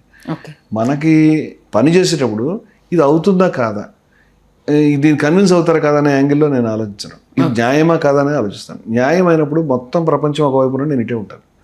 దానికి you have to stand against the whole world అని గాంధీ గారు చెప్పారు. పాండవులు 5 అక్షోహిణులు ఉన్నా అంతకంటే ఎక్కువ సైన్యంతో పోరాడారు. ఎందుకంటే నెగ్గుతాం ఓడిపోతాం ఇంపార్టెంట్ కాదు, న్యాయమా కాదు ఇంపార్టెంట్. ఇవాళ నేను చేసే పని కరెక్ట్ అనుకుంటే నేను చేస్తున్నాను. ఇది నెరవేరకపోతే చేసిన తృప్తి ఉంటుంది. మనం సబ్మిట్ కాకూడదు చెడుకి. హిందుత్వంలో మీరు అన్నట్టు కులాలన్నీ పక్కన పెట్టేసి నిజంగా ఏకతాటిపైకి వస్తే ఈ మతాలన్నిటిని అదర్ క్యాస్ట్ వాళ్ళను ఇక్కడ ఉంచలేకుండా చేయడము అన్న ఒక ఆలోచన కొంతమంది చేస్తూ ఉన్నారు. సాధ్యమే అంటారా? అదర్ రిలీజియన్ వాళ్ళు. మనలో ఏకత్వం రాలేదు కాబట్టి భారతదేశం మీద నమ్మకం ఉందండి. భారతదేశంలో సాధ్యం కాదు. భారతదేశంలో ఇస్లాం ఫండమెంటలిజం కానీ హిందూ, ఆయన చాలా భలే మాట చెప్పాడు రంగనాథానంద గారు. భారతదేశ ఇస్లాం ప్రపంచ ఇస్లాంకి దారి చూపిస్తుంది. నేను అదే అనుకుంటాను. భారతదేశంలో ఇస్లాంలో కూడా వండర్స్ జరిగినాయి. గ్రేటెస్ట్ పీపుల్ పుట్టారు ఇక్కడ. ఇప్పుడు తాత్కాలికంగా ఒక ఉన్మాదం అనేది సాధ్యమవుతుంది, కనిపిస్తుంది చుట్టుపక్కల. కానీ ఇది శాశ్వతము కాదు, ఇది ఒక తాత్కాలికమైన వేవ్ మాత్రమే. భారతదేశం మట్టిలోనే గొప్ప సహిష్ణుత ఉందండి. భారతదేశంలోనే గ్రేటెస్ట్ పీపుల్, భారతదేశంలోనే గాంధీ ఎందుకు పుట్టాడు, భారతదేశంలో కబీర్ లాంటి వండర్ పర్సన్ ఎలా పుట్టాడు, భారతదేశంలో షిరిడి సాయి ఎలా పుట్టాడు, భారతదేశంలో అశోకుడు ఎలా పుట్టాడు, భారతదేశంలో చంద్రగుప్త మౌర్యుడు కూడా శ్రావణ బెళగంలోకి వెళ్ళి జైన దాంట్లో ఉన్నాడు. భారతదేశం మట్టిలో మొదటి నుంచి మనకి ఋగ్వేదంలోనే ఏకం సత్ విప్ర బహుధావదంతో విభిన్న ఆలోచనలకు దారి పెట్టారు. మనని ఒక ఉన్మాదం ఆవహించడం అనేది I don't think it is possible. అది ఎప్పటికీ కూడా మెజారిటీలోకి కన్సాలిడేట్ కాదు. ఇప్పుడైతే ట్రైట్ కనిపిస్తుంది, దాని మీద ఫైట్ చేస్తాం, అంతకంటే ఉందా. ఇప్పుడు అసలు మనిషి మనుగడ సాగాలంటే దేన్ని నమ్మాలి? మనల్ని మనం నమ్ముకోవాలా, లేకపోతే మన పూర్వీకులు చెప్పిన నియమాలతోటి నమ్ముకొని మన విచక్షణ నమ్మాలండి. ఇప్పుడు భగవద్గీత మొత్తం చెప్పిన తర్వాత శ్రీకృష్ణుడిని అర్జునుడు ఏం చేయమంటావు బాబా అని అడిగితే, నీకు ఏది నేను చెప్పాల్సినందుకు చెప్పాను, నీకు ఏది అర్థమైంది అది చేయవని, ఇది మనం ఆలోచించాల్సింది. అది పురాణమిత్యేవ నసాధు సర్వని కాళిదాసు చెప్పాను. దాంట్లో సంతులు మాత్రము, అంటే సాధువులు మాత్రము ఏది ఉందో దాన్ని హేతుత్వం బట్టి ఆలోచించి దాన్ని ఫాలో అవుతారు. కానీ మూర్ఖులు మాత్రం ఇంకొకరిని ఫాలో అవుతారని చెప్తాడు కాళిదాసు. మనము ఆలోచించాల్సింది, నమ్మాల్సింది మన విచక్షణని మాత్రమే. విచక్షణని అప్లై చేస్తే అన్ని సమస్యలు సెటిల్ అవుతాయి. భగవంతుడు అంటే భయమా, లేకపోతే మనకు మార్గనిర్దేశనమా? భగవంతుడు భయం అనేది భారతదేశ ఆలోచన కాదు, అది బయట నాకు భయపడండి అని దేవుడు చెప్పడం అనేది కనిపిస్తుంది బయట పుస్తకాల్లో. నాకు భయపడండి, నాకు పులి ఉందనుకోండి, నాకు భయపడమని చెప్పదు. పులిని చూడగానే మనం పారిపోతాం.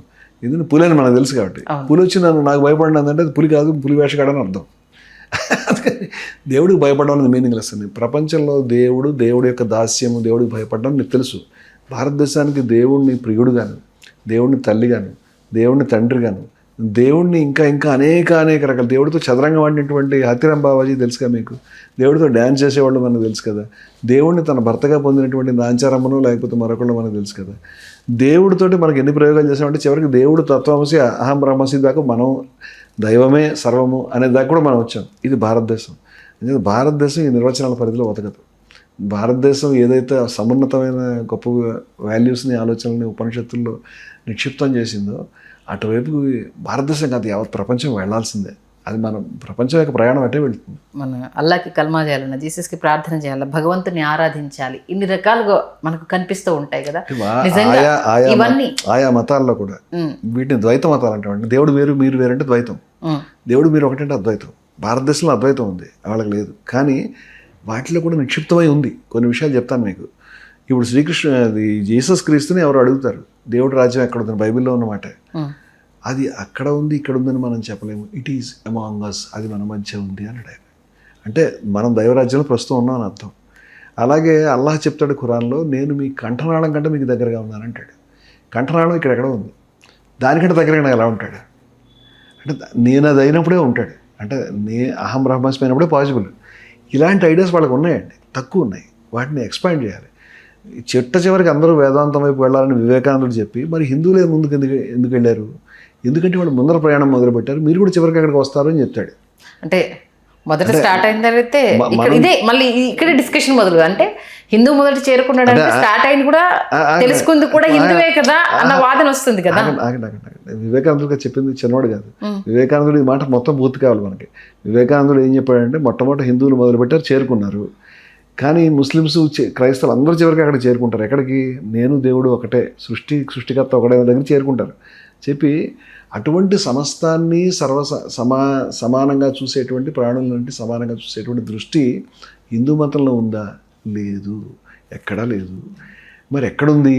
ఎంతో కొంత ఇస్లాంలో ఉంది. అందుచేత వేదాంత మేధస్సు ఇస్లాం శరీరంతో భారతదేశం ముందుకెళ్ళాలని చెప్పాడు. ఇది ఆయన చెప్పింది టోటల్ మాట. అది అంటే ఇస్లాం ప్రాక్టీస్లో ఒక రకమైనటువంటి మొండి ఈక్వాలిటీ ఉందండి. అంటే ఎగ్జాక్ట్గా అంటే దాని దగ్గర లిమిటేషన్స్ తోటే మాట్లాడుతున్నాను నేను. కానీ ఒక మొండి ఈక్వాలిటీ. ప్రాఫెట్ని కూడా వాళ్ళు పూజించరు. మీరు చూడండి, ప్రాఫెట్ యొక్క సమాధికి మీరు దూరం నుంచి సౌదీ అరేబియాలో వెళ్ళి ఏమైనా చేసుకోవచ్చు, కానీ దగ్గర కూడా వెళ్ళకూడదు. మీరు నమాజ్ చేస్తారని వాడు భయం. అక్కడ ప్రాఫెట్ అనేవాడు కేవలం మెసెంజర్, అంటే పోస్ట్ మ్యాన్. మనకు తెచ్చేది ఆయన పూజించకూడదు. వాళ్ళ సిద్ధాంతం అది. అల్లాహని ఒక్కడే పూజించాలి, మిగతా అల్లాహ్ కాకుండా మిగతా వాళ్ళతో సమానము అని. ఈ రిజిడ్ ఈక్వాలిటీ వివేకానందుడు నచ్చింది. ప్రాఫిట్ ఆఫ్ ఈక్వాలిటీ అంటాడు ప్రాఫిట్ నాయన. అంచేత ఈ ఈక్వాలిటీకి బేసిస్ మన యొక్క వన్నెస్లో ఉంది. ఏకత్వం అనుపశ్యత అని ఉపనిషత్తు చెప్పింది. ఈ రెండింటిని ఏంటి ప్రాక్టీస్ని దీన్ని కలపాలంటే వేదాంత మేధస్సు, హిందూ మేధస్సు అనలేదు ఆయన, వేదాంత మేధస్సు ఇస్లాం శరీరంతో భారతదేశం పురోగమించాలని చెప్పాడు. ఓకే, ఇది అన్నిటి యొక్క సమన్వయం చేయాల్సిందే మనం. ఇది నేను ఎక్కువ మీరు తక్కువ అనేది నాన్ సెన్స్ అంటే. ఆ ఈగో సాటిస్ఫాక్షన్ వరకు వస్తుంది.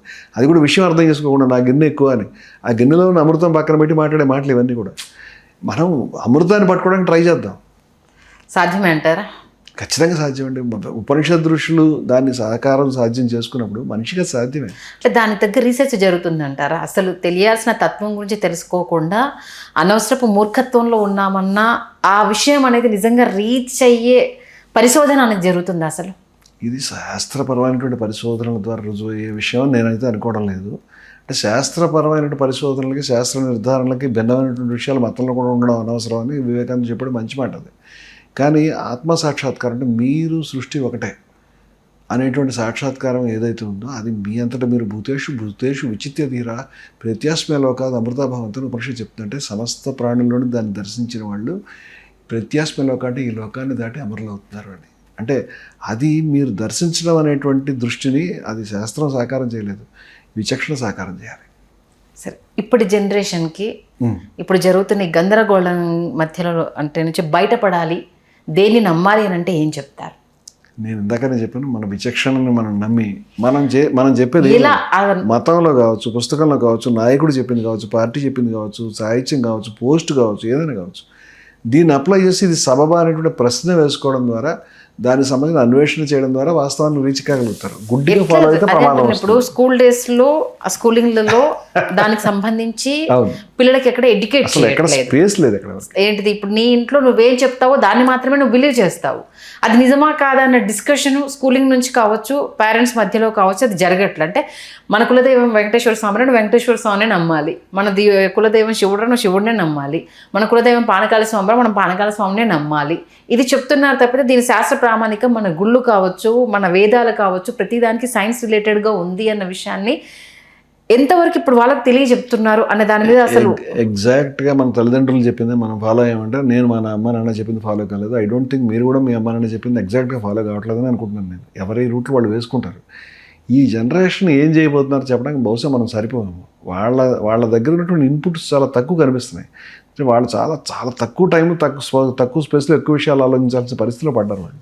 కానీ వాళ్ళ రూట్ వాళ్ళు కనిపెట్టగలుగుతారని నేను అనుకుంటాను. ఎందుకంటే అల్టిమేట్గా వాళ్ళు ఈ దీనికి సంబంధించినటువంటి ఏదైతే నేరోనెస్ మనకు కనిపిస్తుందో ఆ ఫ్రేమ్ను బద్దలు కొట్టి ఉదార చరితానంతో వసుదైక కుటుంబకం అనే దాన్ని సాకారం చేయగలిగిన శక్తి సామర్థ్యాలు ఈ జనరేషన్కి ఉన్నాయని నాకు అనిపిస్తుంది.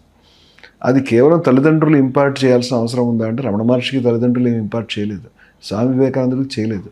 అంటే ప్రతిసారి తల్లిదండ్రులు ప్రెషర్ పెట్టక్కర్లేదు. వాళ్ళకు వచ్చే వాళ్ళు చేసే వండర్స్ వాళ్ళు చేయగలుగుతారు. వాళ్ళ పైన విశ్వాసం ఉంది. మరో స్వామి వివేకానంద ఇప్పటివరకు పుట్టలేదు కదా, అక్కడికే ఆగిపోయింది కదా. మరో రమణానంద మహర్షి ఇంకొకరు పుట్టలేదు కదా, అక్కడికే ఆగిపోయింది కదా. అదే కదా సమస్య. మనం గుర్తుపడుతుంటే కనిపిస్తారండి. ఇప్పుడు శ్రీనారాయణ గురు ఉన్నాడు, ఆయనను రమణ మహర్షి ఒకే కాలంలో జీవించారు. అలాగే దాని తర్వాత కూడా చాలామంది వస్తారు, రాకుండా ఏముంటుంది. అంటే మానవ పరిణామ క్రమంలో ఆలోచన ఒక దగ్గర ఆగిపోతున్న ముస్లిమ్స్ అనుకున్నారు ది లాస్ట్ ప్రాఫిట్ అని. ఐ డోంట్ థింక్ దాన్ని పరిణామ క్రమానికి లాస్ట్ అని చెప్పడం నాకు తెలిసి సమంజసం కాదు. మనుషుల్లో గొప్ప ఆలోచనలు చేసేవాళ్ళు వస్తూనే ఉంటారు, వాళ్ళు ఇంకా ఇంకా వండర్స్ చేస్తూనే ఉంటారు. వాళ్ళు ఎగ్జాక్ట్గా వివేకానందులు అవుతారు, ఎగ్జాక్ట్గా గాంధీ అవుతారు, ఎగ్జాక్ట్గా నారాయణ గురు అవుతారు. కాకపోవచ్చు భిన్నంగా ఉండొచ్చు. నారాయణ గురును, వివేకానందుడు, అంబేద్కర్, గాంధీ వీళ్ళంతా భిన్న భిన్నంగా ఉన్నటువంటి రూపాలు. ఒకళ్ళతో ఒకళ్ళకి ఏ పోలిగా ఉన్నట్టు పైకి కనిపించరు, కానీ అందరూ కూడా నోబెల్ ట్రూత్స్ మాట్లాడుతున్నారు. అలాగే మనకు భవిష్యత్తులో ఇంకొంత వండర్ఫుల్ పీపుల్ సాధ్యం కావచ్చు. లోహియా సాధ్యమైనడు, ఇంకొంచెం అద్భుతమైనటువంటి వ్యక్తులు సాధ్యం అవ్వచ్చని అవుతారని నేను అనుకుంటాను. ఒకవేళ మన ఎడ్యుకేషన్ సిస్టంలో నిజంగా అలాంటి మార్పు వస్తే అది సాధ్యమవుతుందా? ఎగ్జాక్ట్ ఎడ్యుకేషన్ సిస్టమే మనిషిని ప్రొడ్యూస్ చేస్తుందని నేనైతే అనుకోవట్లేదు. ఎందుకంటే బ్రిటిష్ వాళ్ళు ఎంతో దరిద్రమైనటువంటి ఎడ్యుకేషన్ సిస్టమ్ ప్రవేశపెట్టినప్పుడే దాని నుంచి గాంధీను, నెహ్రూ, నేతాజీ సుభాష్ చంద్రబోస్, వివేకానందుడు పుట్టుకొచ్చారు. అంచేత మనిషి యొక్క విచక్షణ మీద నాకు విశ్వాసం ఉంది. ఎడ్యుకేషన్ సిస్టమ్ బెటర్గా ఉండాలి, ఎడ్యుకేషన్ సిస్టమ్ వదిలేయాలని నేను అంటలేదు. కానీ ఎడ్యుకేషన్ సిస్టమ్ ఇలా ఉంది కదా, దాని నుంచి వేరే వాళ్ళు వస్తారని, అలాంటి వాళ్ళే వస్తారు. మనం ఫ్యాక్టరీలో మెషినరీలో తయారయ్యేటువంటి మోల్డ్లో చిన్న మార్పు చేయగానే ఆ రకమైన సీసా తయారయ్యే విధంగా మనం తయారు కాము. మనకి ఇది ఉంది మధ్యలో, అంచేత మనం ఎవాల్యుయేట్ చేసుకోగలుగుతాం. ఓకే, అంటే నెక్స్ట్ జనరేషన్ అలాంటి ప్రిపరేషన్లోనే ఉంది అంటారా? నాకైతే ఆశ ఉంది. నెక్స్ట్ జనరేషన్ మీద ఆశ లేదు, ఉంది. I have hope. ఏ రకంగా? అనేక రకాలుగా. ఇప్పుడు గతానికి ఇప్పటికీ లేనటువంటి, ఇప్పుడు జంతువులకు సంబంధించినటువంటి హింస పనికిరాదు అనేటువంటి ఆలోచన నాకు తెలిసి 2-3 జనరేషన్స్లుగా లేదు. ఈ జనరేషన్లో ప్రబలంగా ఉంది. మేము మా దగ్గర జంతు హింసను వ్యతిరేకించి సర్వప్రాణి సమాహిద్యనం చేస్తాం, మహావీరుడి జయంతిని. అది ఇంకా బెటర్గా మాట్లాడే వేగాన్ కాన్సెప్ట్స్ వచ్చినాయి. ఇది తప్పు, ఇది రైట్ అనేటువంటి డెమోక్రటిక్ వాల్యూస్ ముందుకు వచ్చినాయి. గతంలో స్త్రీవాదం తెలియదు, ఇప్పుడు స్త్రీవాదం ముందుకు వచ్చింది. గతంలో క్యాస్ట్ ఇన్రిలేషన్ లేదు, ఇంకా బలంగా ముందుకు వచ్చింది. అంచేత ప్రపంచం బెటర్ ఐడియాస్కి అడ్వాన్స్ అవుతుంది. అయితే ఆ రూట్ ఇలా స్ట్రెయిట్గా ఉండదు, ఇట్లా కింద పడుతూ వెళ్తూ ఉంటుంది. మనం ఇది చూసి, ఈ ఫ్లక్చువేషన్స్ చూసి మనం కంగారు పడుతున్నాం, కానీ అల్టిమేట్గా వరల్డ్ బెటర్ ప్లేస్కి వెళ్తుందని నేను అనుకుంటున్నాను. ఎక్కడ వెళ్తుంది అప్పుడు కాస్త కూస్తో ఈ కట్టుబాట్లు కావచ్చు, సరే ఈ మతం కావచ్చు, కొంత పరిధిలో ఉండింది. అవన్నీ ఇప్పుడు తీసేస్తున్నారు కాబట్టి సొసైటీ చాలా అధ్వానంగా తయారవుతుంది. వినకూడని వింతలన్నీ వింటున్నాం, జరగకూడని దుర్మార్గాలన్నీ జరుగుతున్నాయి. ఇవన్నీ మనం హద్దులు దాటాం కాబట్టి వినాశనం వైపు వెళ్తున్నాము అనేసి ఇంకో వాదన వినిపిస్తున్నారు కదా, కరెక్ట్ కాదంటారా? కట్టుబాట్లు స్పష్టంగా ఒకటే రకమైన కట్టుబాట్లు చాలా సుదీర్ఘకాలంగా మనకేం లేవండి. గతానికి ఇప్పటికి కట్టుబాట్లు మారుతూనే ఉన్నాయి. ఝాన్సీ లక్ష్మీబాయి కత్తి పట్టుకుని పోరాడి బయటకు వచ్చింది. లేకపోతే వేదకాలంలో మైత్రేయి గార్గి వచ్చి వాదనలు వినిపించారు. తర్వాత స్త్రీలకు ఎడ్యుకేషన్ వద్దనుకున్నాం. అంటే ఇది నేను చెప్పేది ఫ్లక్స్ ఇలా వెళుతుంది, కర్వ్ స్ట్రైట్గా ఉండదని చెప్పేది. ఇప్పుడు కూడా మళ్ళీ మనం స్త్రీల ఎడ్యుకేషన్ పాసిబులే, అవసరమే అని చెప్పి మనం నిర్ణయానికి వచ్చి వాళ్ళ స్కూల్స్ తెరిచి మనం ఎడ్యుకేషన్ వైపు తీసుకెళ్ళాము. మళ్ళీ ఇంకోటేదో వస్తుంది. అంటే కట్టుబాట్లు అంటే ఏ కట్టుబాటు ఎందుకు ఏమిటి అనే దాన్ని బట్టే మనం దాని మీద జడ్జిమెంట్ ఇవ్వగలుగుతాం. కానీ కట్టుబాట్లు అన్నీ కరెక్ట్ అనలేం, కట్టుబాట్లు అన్నీ తప్పు అని కూడా అనలేం. ఓకే, ఇది ఇష్యూ బై ఇష్యూ మాట్లాడాల్సి వస్తుంది. ఓకే. అంటే ఓవరాల్గా మనిషి వికాసం వైపుకు వెళ్ళగలుగుతాడనేటువంటిది నాకు విశ్వాసం. ఇలా అంటే దీనికి సంబంధించి రాబోయే రోజుల్లో ఇంకా బెటర్మెంట్గా తీసుకెళ్ళడానికి పెద్ద ఎత్తున కార్యక్రమాలు చేయబోతున్నారా? స్కూల్స్లో కావచ్చు, కాలేజీలో కావచ్చు, ఇంకా విస్తృతంగా మీరు అన్న కార్యక్రమాలు చేసేందుకు మీ టీం ఇప్పుడు ఒకటే సార్, కాక్రోచ్ జనతా పార్టీని ఒకటి స్టార్ట్ చేశారు. అఫ్ కోర్స్ ఒక్క మాటతోటి అది ఇప్పుడు ఉధృతంగా కేంద్రం దిగొచ్చి ధర్మేంద్ర ప్రధాన్ రాజీనామా చేసేంత ఇది దాకా అతి తక్కువ కాలంలో చూసారు. అంటే మీ విషయంలో ఇన్ని సంవత్సరాలుగా చేస్తున్నా ఎందుకు మీకు అసలు ఈ సహకారం రావట్లేదు, ఎందుకంత ఇంపాక్ట్ చూపించట్లేదు అని అంటే ఏం చెప్తారు?